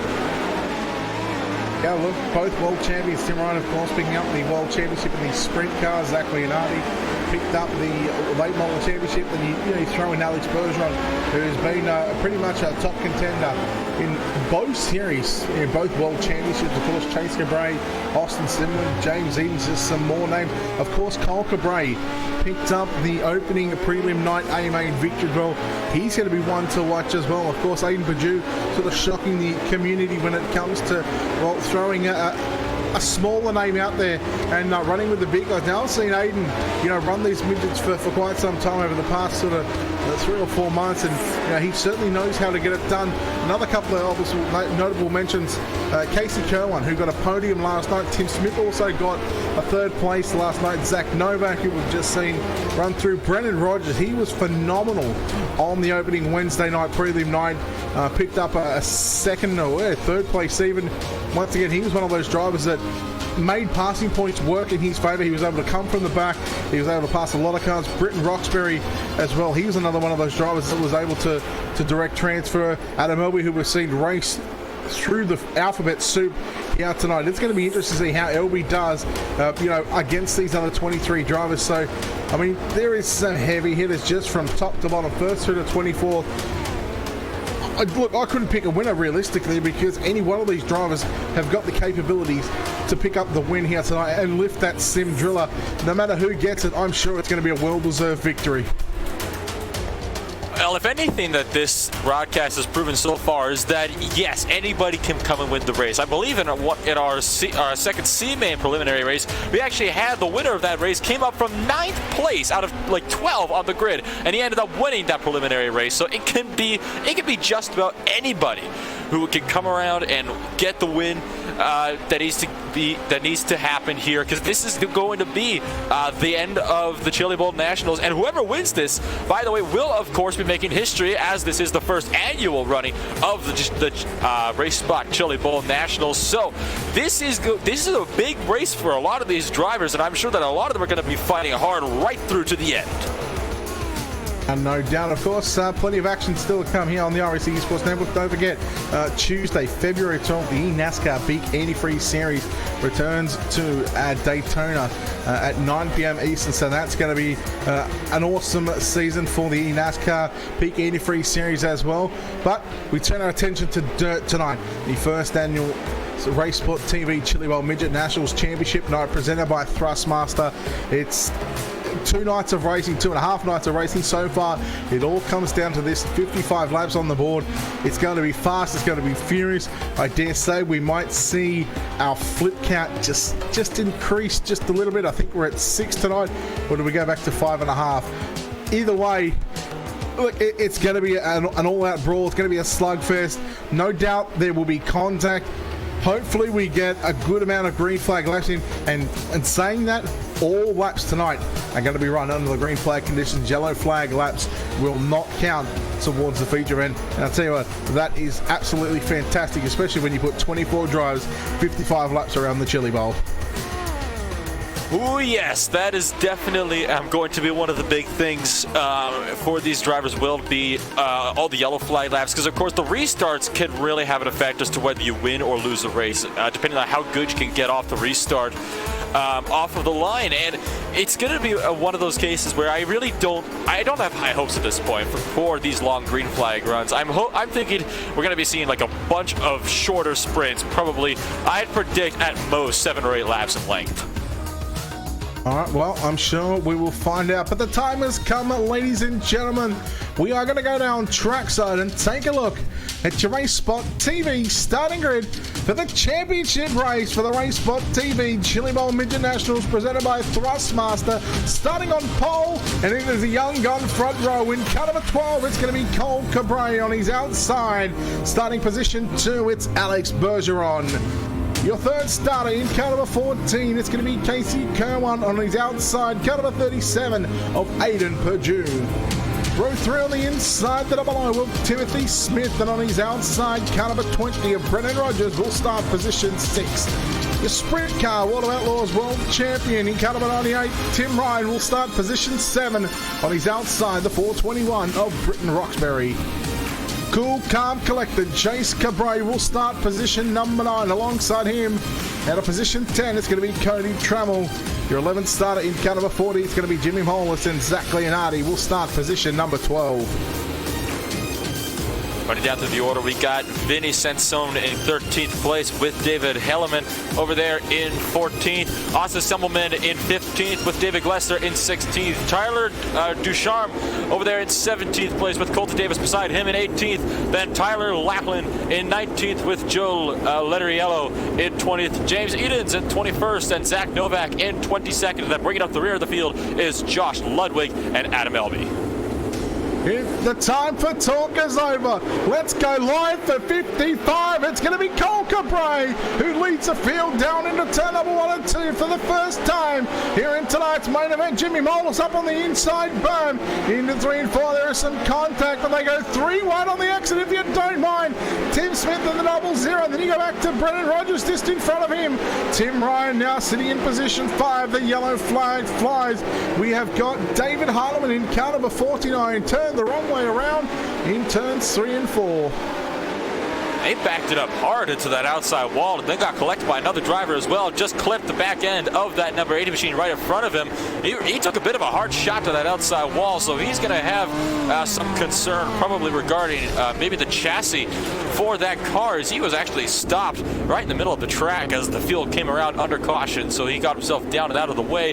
We saw a lot of moving around, though, going on early on in that race, and we even saw, I believe it was Jimmy Mullis who decided to go for a little bit of an airtime adventure and jumped over the little bit of a little lip there on the bottom of the track. Yeah, the inside berm. That's one thing that these drivers are really going to have to take note as well. You catch that inside berm, your car gets tight. Then the guys that are behind that car that hit the inside berm, they have to pay attention. They sometimes will have to, get on the brakes. It can, create an accordion effect where, each driver, they stack up behind them. But I tell you what, it's going to be exciting, no doubt. Of course, we've just got a couple of laps in the books right now, so we can see Cole Cabre in that number 12 machine. He was absolutely phenomenal on Wednesday night's prelim night, and came away with a win. And it was a mistake from Brennan Rogers that allowed Cole Cabre to capitalise that. I did ask Cole how he was feeling. He said he was super excited. He was pumped, to be in this position in tonight's main event. And that's the kind of thing you want to see. You want to have a driver that's really fired up and really ready to go. And it shows that he's going to be on his toes. He's going to be ready for anything, especially from Alex Bergeron right behind him, who is no doubt going to be looking to make a move for the lead on this restart. Yeah, we are just waiting for the lights to turn off. And in fact, they do. They turn off on the iRacing.com official page truck.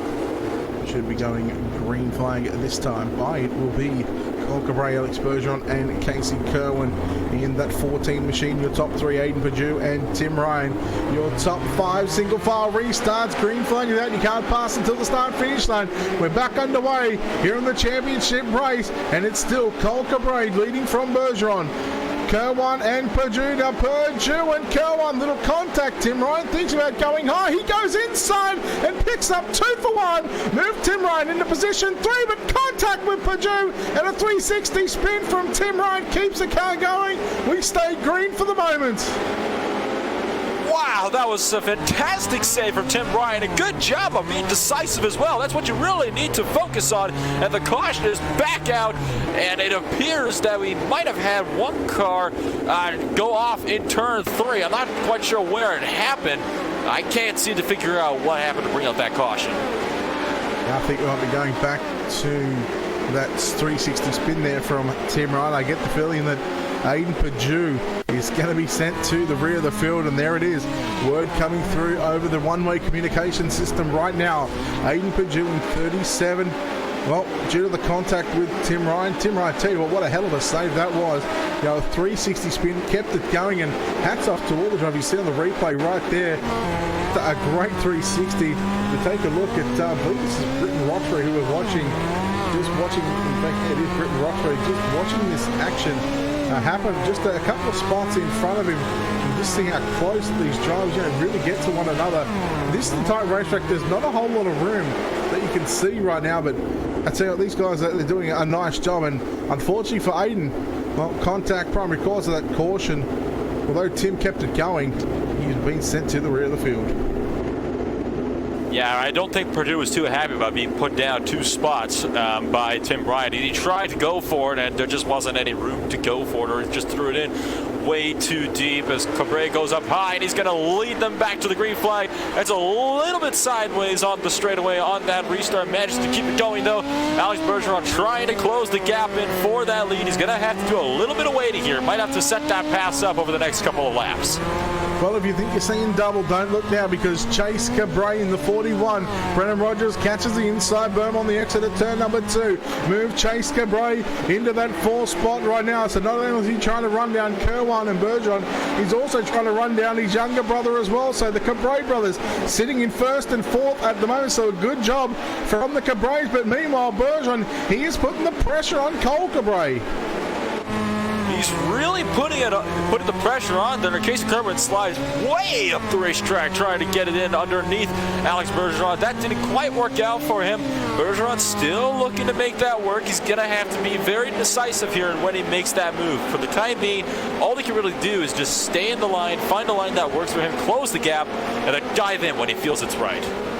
Yeah, battle on for 8th and 9th right now. Your World of Outlaws late model champion Zach Leonardi got by Britton Roxbury. Roxbury had contact with Cody Trummell just a couple of laps ago, so moved Leonardi into position 8. And you go back to Roxbury in 9th, just behind him in the 40 car is Jimmy Moles, rounds out the top 10, so good battles going on all over the racetrack. Meanwhile, back up front, and now we are starting to see what could play the biggest factor in tonight's main event. Lap traffic, Cabre, that's Cole Cabre, your race leader in the 12, leaves the door open for Alex Bergeron on the bottom side. Cole Cabre right through the middle. He's carrying the momentum and got the speed right now. Bergeron might just have to fall in behind him and run the same line, to really catch back up to that number 12 machine. He's also going to have to follow in that same line when they catch this lap traffic right ahead of them here, because that'll really put a damper on there. There's a big wheel stand from that number 11 car coming off of turn number 2. Manages to get that sorted out. You can really just see how much power these cars have when their left front just takes off the ground like that. He's going to have to fall in line, I feel, and just wait to catch up with Cole Cabre, because when they catch the lap traffic, it's going to cause a lot of problems for all these guys back here that are trying to fight for position. Yeah, on board with the 41 of Chase Cabre, who rides in that 4 spot. Just 1 spot from the podium. Casey Kerwin in the 14 machine, sitting back there in position number 3, just in front of Kerwin is the 11 car of Alex Bergeron. Cole Cabre just starting to put a bit of distance between himself and Bergeron right now. Oh, spinner just in front of your leaders. Oh, Joe Letteriello in the 01 had contact with David Hartman in the 49, and the 01 of Letteriello goes around. The caution flag comes out. Thankfully, the leaders were up top, and it happened down in the middle of the racetrack, so they were able to avoid disaster. We take a look at your RaceSpot TV instant replay. Hartman just got into the back of, I believe it might have been Vinny Sansone in that 80 machine, and the 49 goes around, and then the 01 catches the 49. And well, that was very, very close. Take a look at the onboard shot from Chase Cabray's point of view right there, and see how close he was to potentially ending that 41's hopes and dreams of picking up a RaceSpot TV Chili Bowl Nationals. Now, Cabray, no doubt, is thanking his lucky stars right now that they wrecked down low and didn't slide up the racetrack, because that would have been his day done as well, and possibly Alex Bergeron's as well if that accident had come up onto the field. That could have been a lot bigger than it was. So props to the guys that spun for keeping it down low on the track and out of the leader's way, and good job with Cabray for kind of managing to anticipate where that crash would be and going high just so he could avoid it. Tonight, our first casualty of the night is our World of Outlaws Craftsman Sprint Car World Champion Tim Ryan. He is done for, so obviously contact many laps to go has resulted in the 98 forced to be back on pit road, but green flag is back out, and it's going to be Cole Cabray to lead Bergeron, Kerwan and Chase Cabray. Then you go back to Tim Smith, who's doing a hell of a job in that 00, rounding out the top 5. Of course, he's got Brennan Rogers, as Rogers looks down low, looking for a top 5 spot on the exit of turn number 4. But look at Chase Cabray, move Chase Cabray to position 3, but Kerwan, he says, not just yet. Car upside down in 3 and 4. It's the 051 of Tyler Laughlin. And that's going to be his Chili Bowl done and dusted. We've seen it a couple times already, and it happened again. You know, you just push it in too deep, get into the wall, and just barely manage to get out. And then look at the field just splitting him right down the middle. That was a big close for comfort for a lot of these drivers, I could tell. You know, you had Cabray go high, Bergeron go low. It's one of those things where you got to, like, just take it, and you can't second guess yourself when you're trying to go around a car that's upside down in the middle of the track like that. That was a bit of a hairy incident, especially to be stopped upside down. Yeah, Tyler Laughlin just catching the wall all by himself, and unfortunately that's going to put his A-main event done and dusted. Britton Roxbury being also told over the one-way communication system that he's been told to go to the end of the line. Not sure what that was. I must have missed that contact, of course. Maybe with another car also might have helped bring out that caution, but certainly Tyler Laughlin was one of the primary causes in that one, caught the wall all by himself. But we're nearly at the halfway stage. You're looking at about 22 laps complete with 33 to run. So essentially, this is almost like an A-main left. Like a generalised lap count for A-mains. 33 laps on the board though. And once again, Cole Cabray, can he hang on? He's going to have Alex Berger on the hot shoe. Slide jump from Chase Cabray on Casey Cowan. And Chase Cabray's going to waste little time right now. He's gotten up to P3, and now he looks to run down Alex Bergeron and his younger brother of Cole Cabray. That was picture perfect for Chase Cabray. We have another caution on the track. Trying to find out where that happened, and looked like there was a cluster of cars in turn number 3, so that's most likely where that happened. Probably restart traffic. It looks like it was David Heilman who got involved. Oh, tagged the wall and then just slid down, just barely missed that opening there in turn number 3, stopped on the track, and he just towed that car instantly. Didn't even bother getting that spun back around. Yeah, so many times we've seen it throughout the week. Drivers just catching the backstretch wall, and what that does is actually straightens your car up, and it's just so hard by the time, you know, the speed and stuff, the speed and momentum that you carry going into 3, it's very hard to, you know, to not only, you know, get that car rotating again in such a short space that you've got no choice, but it slides into that opening into turn 3. So unfortunately for Heilemann, he had a good run in the B main, I think he picked up the B main win. In fact, might have got second, but unfortunately that's going to put an end to his night here. But we're getting set to go back to green flag conditions. 31 remains, so just a couple of laps. As it's once again, it's going to be Cole Cabray from Alex Bergeron. Chase Cabray goes straight to the top side in turn number 1 and 2. But the battle on for the race lead between Bergeron and Cole Cabray. So Bergeron right now in a Cabray sandwich is the meat right in the middle. Chase Cabray looking to join the party as Bergeron tries to throw it down low. Doesn't quite work out for him. once more trying to pick away at that low line. It's just not working for him. And about that outside wall, straighten your car up as well. Speaking of the devil, we have another car upside down at turn number 1 and 2. The field's going to have to work to split that car. And he has brought himself back to the pits. Yeah, Zach Novak in that white machine with some speed shop entry. Just got a little tight going into 3 and to get caught, the wall goes upside down, ends up on his side of the car. Unfortunately for Zach Novak, in fact, he was caught to the back of the 25 car of Tyler Ducharme going into 3 and 4. So that really sort of checked up that one machine. Unfortunately, carried too much speed, especially on the top side into turns 1 or 3 here. And well, 9 out of 10 times, if you're not on the brake already and you don't know how to turn these cars in properly, well, there's every chance you're going to do exactly what Zach Novak just did, upside down. So flip count up to 7, maybe 8. We'll go with 8. 8 sounds like a fair number to me. We were just talking about how you didn't want to hit that outside wall, and much less other cars as well, because that'll just send your car around more than it has. Cabrera leading them back to the green. Bergeron wasting no time to get under the gas, hot on his heels, throwing themselves into turn number 1 once more. Jason Cabrera didn't get as good of a start, but he's still trying to hunt his way down there, close the gap little by little over there to Alex Bergeron, still struggling to work his way up to pass Cole Cabrera as well. Yeah, Bergeron right through the middle and sliding up to the top in turns 3 and 4. So what kind of line he takes in 1 and 2. Keeps it on the bottom side. Cole Cabrera side by side. Bergeron catches the inside berm on the exit at turn number 2. The front wheels picked up in the air big time. Now into 1 and 2 one more time.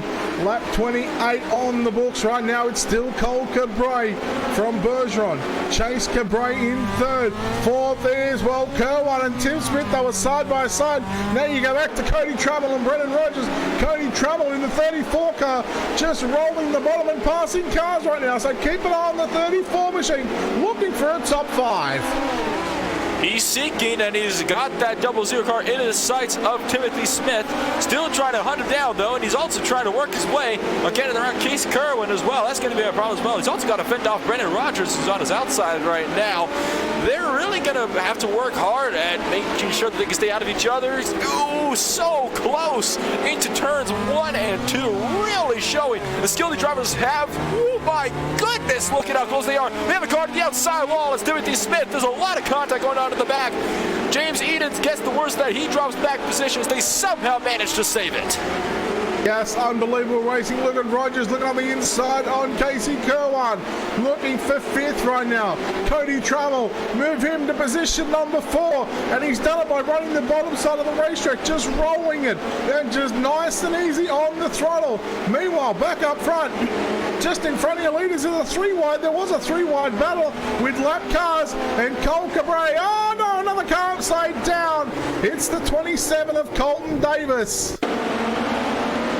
Oh boy, that was an antsy little couple laps there. It looked like Colton Davis actually got up onto that little berm there, and that tipped him up on his side, and then he got drilled by that 82 machine. I believe that was the 82 machine at least, and just threw that car upside down into the fence. Well, that's one thing that these drivers did have to be careful of was that inside berm. And it's not often that you see a car do that here at the Chili Bowl, but I tell you what, unfortunately for Colton Davis, it was running at the back of the bus, but I tell you, he had a decent night so far as he made his way through, I believe, the C and B main, if I'm not mistaken, but yeah, he's going to be credited with a 20th place finish. So at the moment, we're looking at around 17 laps left to run, and you think that we've only had 4 or 5 cautions. We have certainly seen some good green flag runs, especially that last little period. As Cole Cabrera going to go early, Bergeron going to go with him as well. Chase Cabrera going to move to the top side in turn number 1 and 2. Keep an eye on Trammell. Remember, he passed 3 cars on that last green flag run, and he done it running the bottom. Now it's going to be a different story if he's going to make a challenge for the top 3 as Chase Cabrera almost gets the rear crash bar of that number 11 machine of Alex Bergeron. Here comes Chase on the inside, looking for 2nd. These top three are fighting with each other so hard, and over the past few laps, they haven't actually swapped positions, but a lot of the attempts have been really close to becoming big incidents like cautions and stuff like that.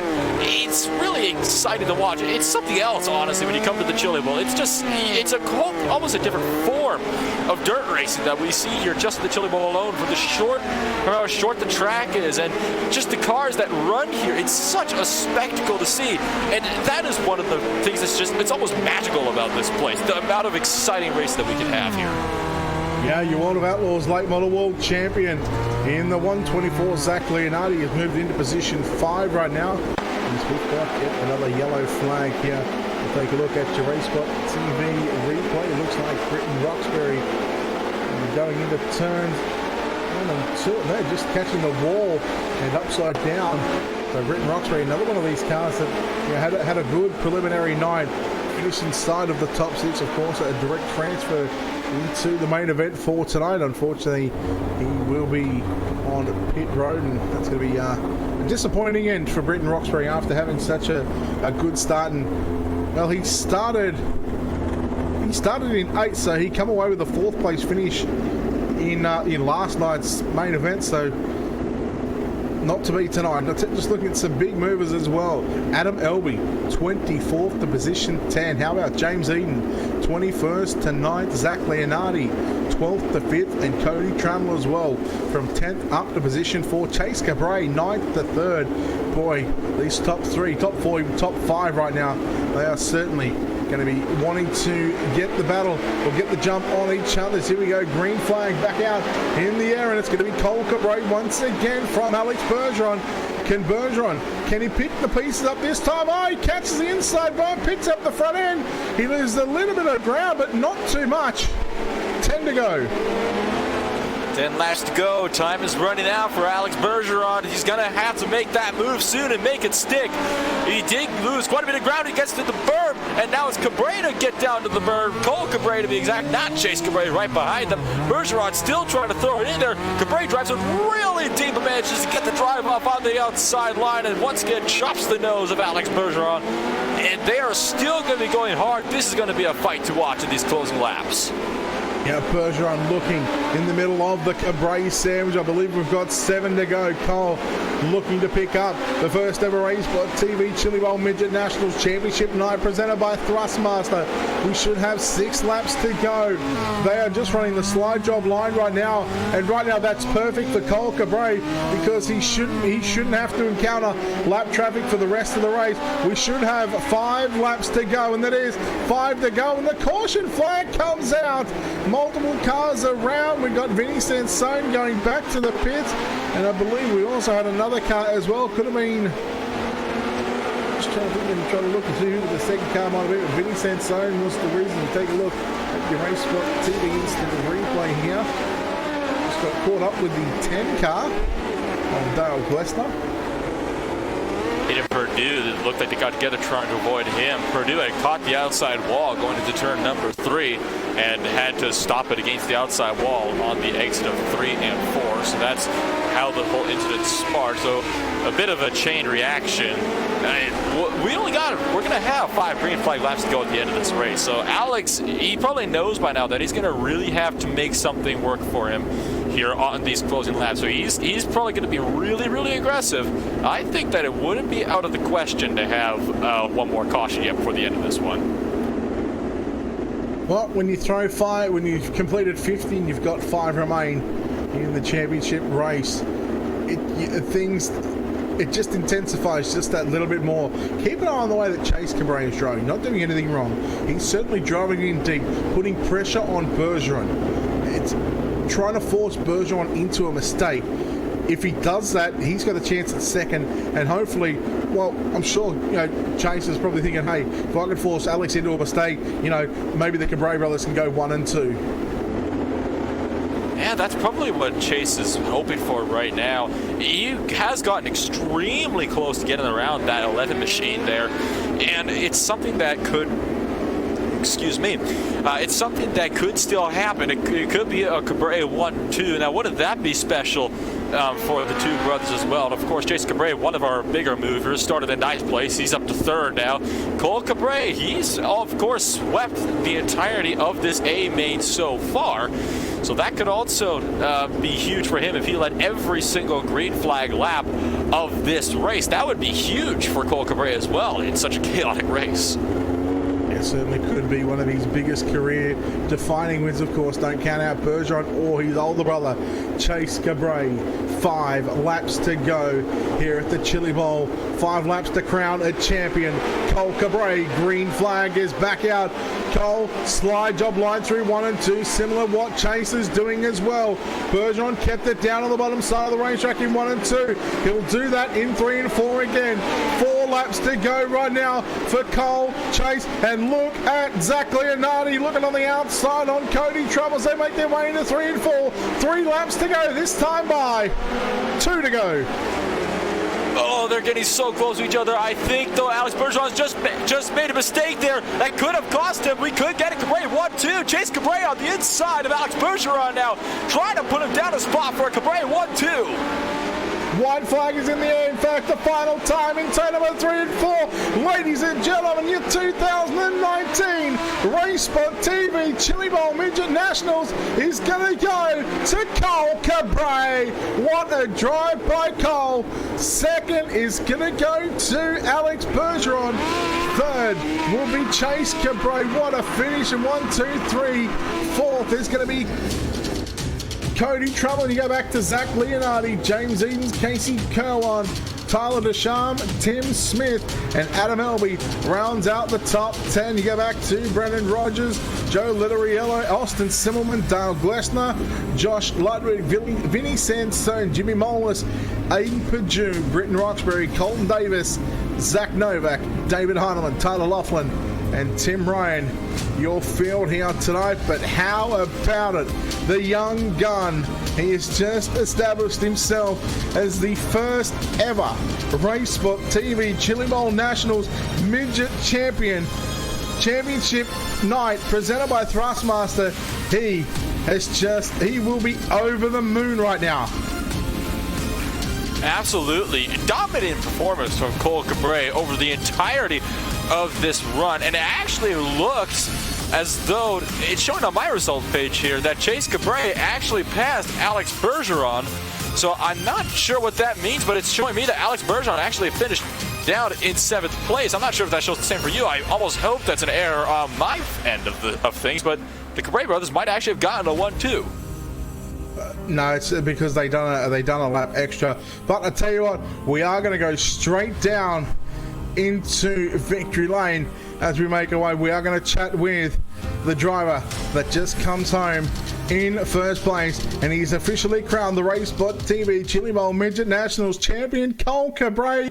Emotions running high. How are you feeling right now? You've just won the Chili Bowl. Dude, it's unreal.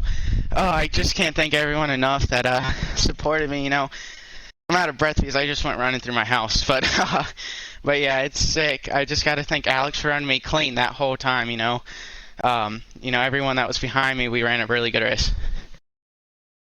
It come down to a bit of luck. That luck happened to be on Wednesday night. Brendan Rogers made the mistake. You go back to that pass.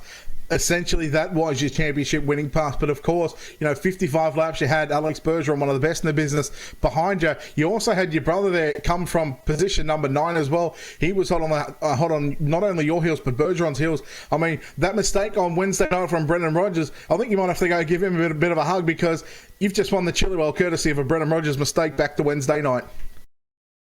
Yeah, I mean, now that you point that out, I know Brandon's feeling really bad about that right now, but yeah, I mean, this is unreal. It was a really tough race. Everyone that, ran laps and all week and put in time in their setups is, I mean, I was looking, to my left side, to my right, and seeing where Bergeron was running. He would run everywhere. I was just trying to, change my lineup and see where I could go, but yeah, somehow I held him off. All right, let's go to these restarts, because there was a few of them here. You didn't really get to encounter lap traffic. There was once, maybe twice you were going to get to lap traffic. What was going to be the game plan in that lap traffic, to hold off the likes of Alex and Chase as well? Well, I know them two are very good at going through lap traffic, so I was gonna have to make it quick, and if I had to use the Nerf bar, I was gonna have to use it. Lap traffic can be a pain, so you're just gonna have to either rail the top or try to putt around the bottom. So, but yeah, I mean, I know Chase can go through lap traffic like no one else here. So, but yeah. All right, let's go back to this final restart. There was 4 to go. What was going through your mind? How were you feeling, just rolling down the back straight and knowing that, you were pretty much 4 seconds away, from sweeping tonight's main event and leading all 55 laps? Oh, I kept on having to change my my restarts because Bergeron would just get to me every time. I was getting so mad. But I was pretty frustrated when I saw that last caution. So I knew I had to change something up and hold Bergeron off and my brother Chase. So, but congrats to both them. Yeah, I just have to thank Swindell Speed Lab, you guys for putting it on. And I don't know if that's the end of the interview, but I was just putting my team out there. We're gonna keep this going. We know Chase is a better boxer now. With this win over Chase, does this make you the best cabre in the household? Well, I mean, I think Chase has me on boxing just a little bit. Well, maybe. I mean, we all saw how he boxed, but Chase is always going to give me a run for my money, and I don't think I'm faster than him yet. I still got to get it faster than him in sprint cars and midgets too. I mean, I feel like I got a little luck tonight, and definitely my prelims. So, but yeah. Well, in our eyes, at the moment, you're the best cabre there is going on. I'm sure I'll give Chase a bit of grief about that one. Once again, Cole, well done on being the first annual RaceSpot Chilliwack TV Midget Nationals champion. Just an amazing feat. Once again, sponsors, shout-outs. Who makes it happen for you? Swindell Speed Lab, Chase, you guys for putting it on. Everyone that just got this race to go on, and yeah, it's super awesome. All right, there we go, ladies and gentlemen. It is Cole Cabre who comes away with the checkered flag. We're going to throw it over to Nolan Remper, who's caught up with Alex Bergeron. Now, Alex, you had your hands quite full there, especially at the closing laps of the race. Middle of a Cabre sandwich, you could say. You're trying to get around Cole Cabre. You're also trying to fend off against Chase at the same time. What were your thoughts, especially after that last restart with 4 to go? I tried everything I could to get the win there, but with that line there at the end, there's basically no way to pass, and Cole did a good job. He held on to it, yeah, definitely would have liked to finish one position higher, but it's part of it, and we gave everything we had, so I'm kind of happy about it.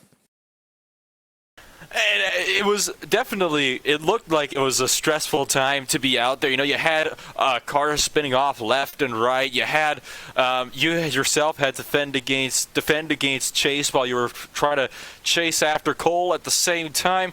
Over the course of the entirety of the event, though, what do you think? Did your mindset at all change, or were you just at all times thinking, I just got to go for it and treat every lap like it's the last one? Yeah, for sure. I mean, I was kind of patient, after the race. There's no point in trying to pass there, but maybe I would have been able to pass him and, stick to the lead. Yeah, I wanted to have, like, a couple lap cars there.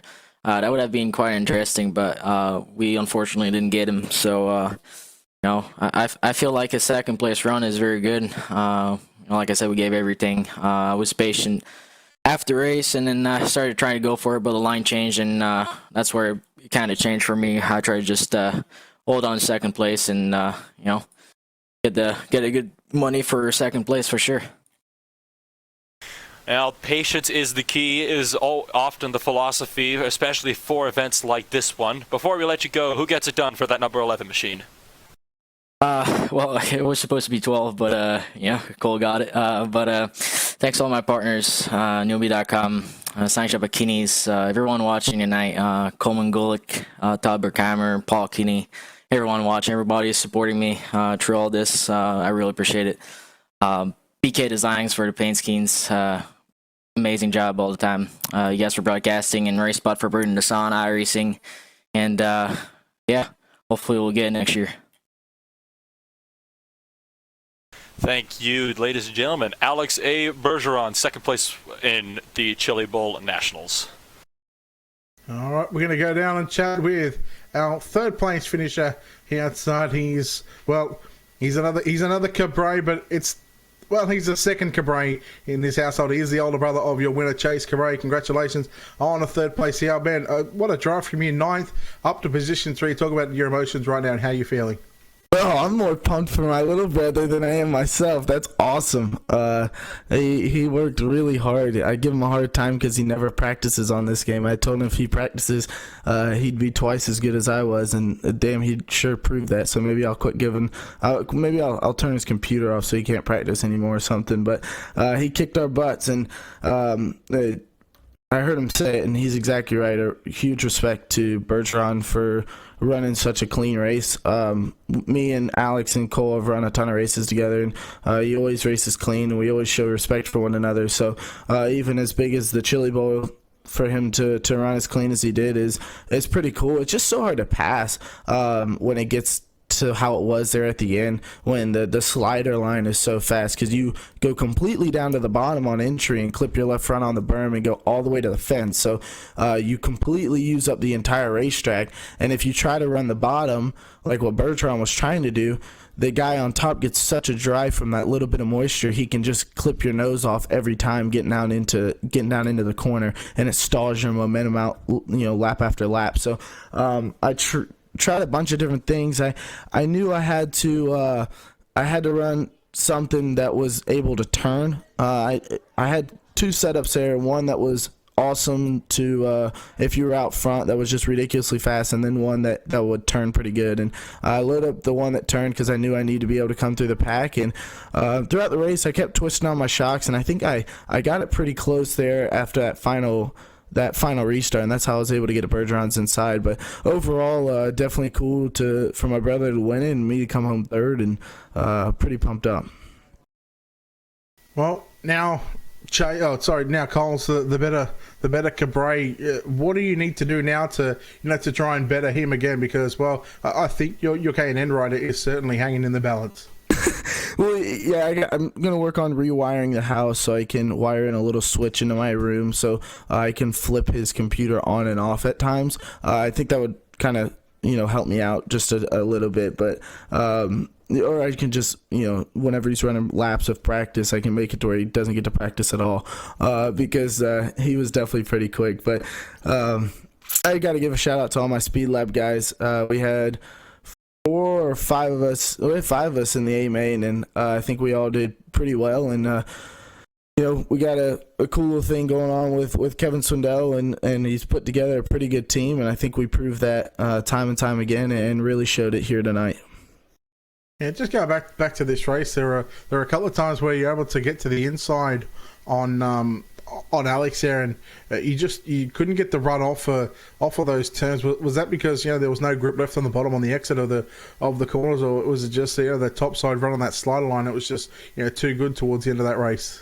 Oh, yeah, that's just it. It wasn't that the bottom was too slick, because the bottom's going to get slick, rightfully so. We all run down there, just like the real one. The track progressed really well. It doesn't develop a top groove like we used to have, back on the R Factor days, or when we could, pre-make a cushion in. And so you can never, start up there on entry and rail the whole corner Logan Seavey style, and so you have to run that slider line to keep going and to keep running the top. And it's like I said, that exit patch, it never slicks off in this one little patch off both exit of corners.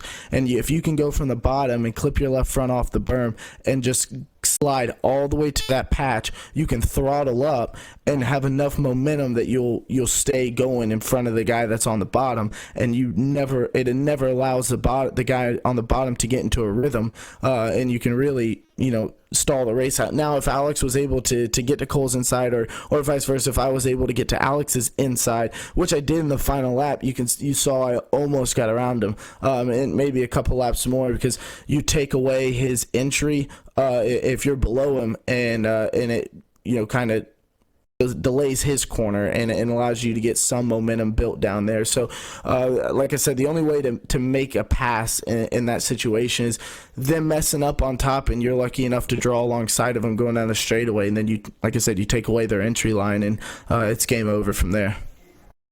All right, well, look, a heck of a drive from you, 9th up to position number 3. A good result for you and the team. Once again, before we let you get out of here, who makes that for you? Sponsor, shout-outs, the floor's yours. Well, got to give a shout out to my brother. I've said it a million times. It's pretty dang cool for him. And all my guys at Swindell Speed Lab. I had a blast running this deal, and you guys have done a heck of a job. I know it's been hell-bent between a couple different things, but you guys overall did a great job, and I hope to see it happening again next year. All right, there we go, ladies and gentlemen. Chase Cabre home in 3rd place. Going to send it down to Nolan Rampell with our 4th place finisher tonight. And of course, Cody, our 4th place finisher, Cody Trammell, worked his way up 6 spots from the start of his grid, hot on the heels of Chase Cabre all the way through to the end of the event. Cody, how you started right back in the middle of the field where all the chaos was happening, especially in laps 1 and 2. Walk us through the start of the race and how a driver that starts in the middle of the field could just manage to whisk his way around all the incidents that can happen. Yeah, I knew Chase would be fast, but, you know, I knew I just had to keep my nose clean with Zach and all them guys right behind me, and I just kind of followed him right up through there, and finally I just caught on some mistakes that people were making, and I just been fighting a tight car all the way through, so it's been fun just coming out of retirement and all that on the big iRacing deal. I used to be an R-Factor guy and had to put it down, but had a blast coming back. And of course, you also managed to actually beat Zach Leonardi, the winner of the iRacing World of Outlaws Craftsman Late Model Series. Now, obviously, that's is probably huge for you in its own, managing to beat the world late model champion on iRacing to the line for 5th place. What about for the final restart? Like, what were your thoughts when you saw that caution come out and realizing you'd only have 5 or 4 laps to go when you went green? Well, when we got that that 5 lap to go signal, I was getting a little nervous and just started to shake a little bit. But you know, I ran so many laps with like my whole racing career and on here, and I knew if I just hit my line and just kept it smooth, I knew I had a chance to finish 4th. And I've been really fast with Cole. I practiced with him a little bit, and I knew I just had the speed as him, but I just couldn't get up there with him in battle. But you know, it was a really good time. Well, I'm glad that you had some fun out there. It certainly looked like you and a lot of other drivers were really having fun putting it down out there and putting on a good show for us tonight. Do you have any final words to your sponsors or anything before we let you go here? Yeah, I just want to thank everybody that put the whole deal together, all the announcers that, you know, stuck with it for the 3 days that we had, and I want to thank D1RT. You know, they offered to give me a skin to drive, and, you know, I just had a blank skin, so I can't thank them enough. You know, Jim Emery that put it all together for me, so everyone that's involved, I appreciate it all, and hopefully I'll be back in the broadcast booth again. And thank you, Cody Trammell, for taking the time to come in here today. And congratulations on your 4th place. Appreciate it, guys. All right, Cody Trammell there, home in 4th place. So just to recap your top 3, Cole Cabre gets the win from Alex Bergeron, and Chase Cabre rounds out the podium. Well done to not only those 3 drivers, but of course the near 100 drivers that had participated here in the first ever RaceSpot TV Chili Bowl Midget Nationals. Of course, tonight championship night presented by Thrustmaster. A big congratulations goes to Cole Cabre. Of course, before we get out of here, a big thanks to Evan Pasoko on Wednesday night. Of course, last night Chase Rodman and Justin Prince on the call. Hugo Louis being able to turn the dials all week long. He's done a fantastic job, and this is the reason why they are the #1 in the business. Of course, all the admins, Race Control, that have been able to put together a 3-night show thank you very much. Of course, the race fans that have been tuning in as well, we thank you so very much for your attendance over the past 3 days. We hope you enjoyed the show. On behalf of the team here tonight, of course, Hugo Luis on the cameras, Nolan Rumpel and myself, Brett Wheeler, we say farewell and good night and congratulations to Cole Cabray, who is your 2019 RaceSpot Chili Bowl Midget Nationals champion. Good night, everyone. We'll see you next time.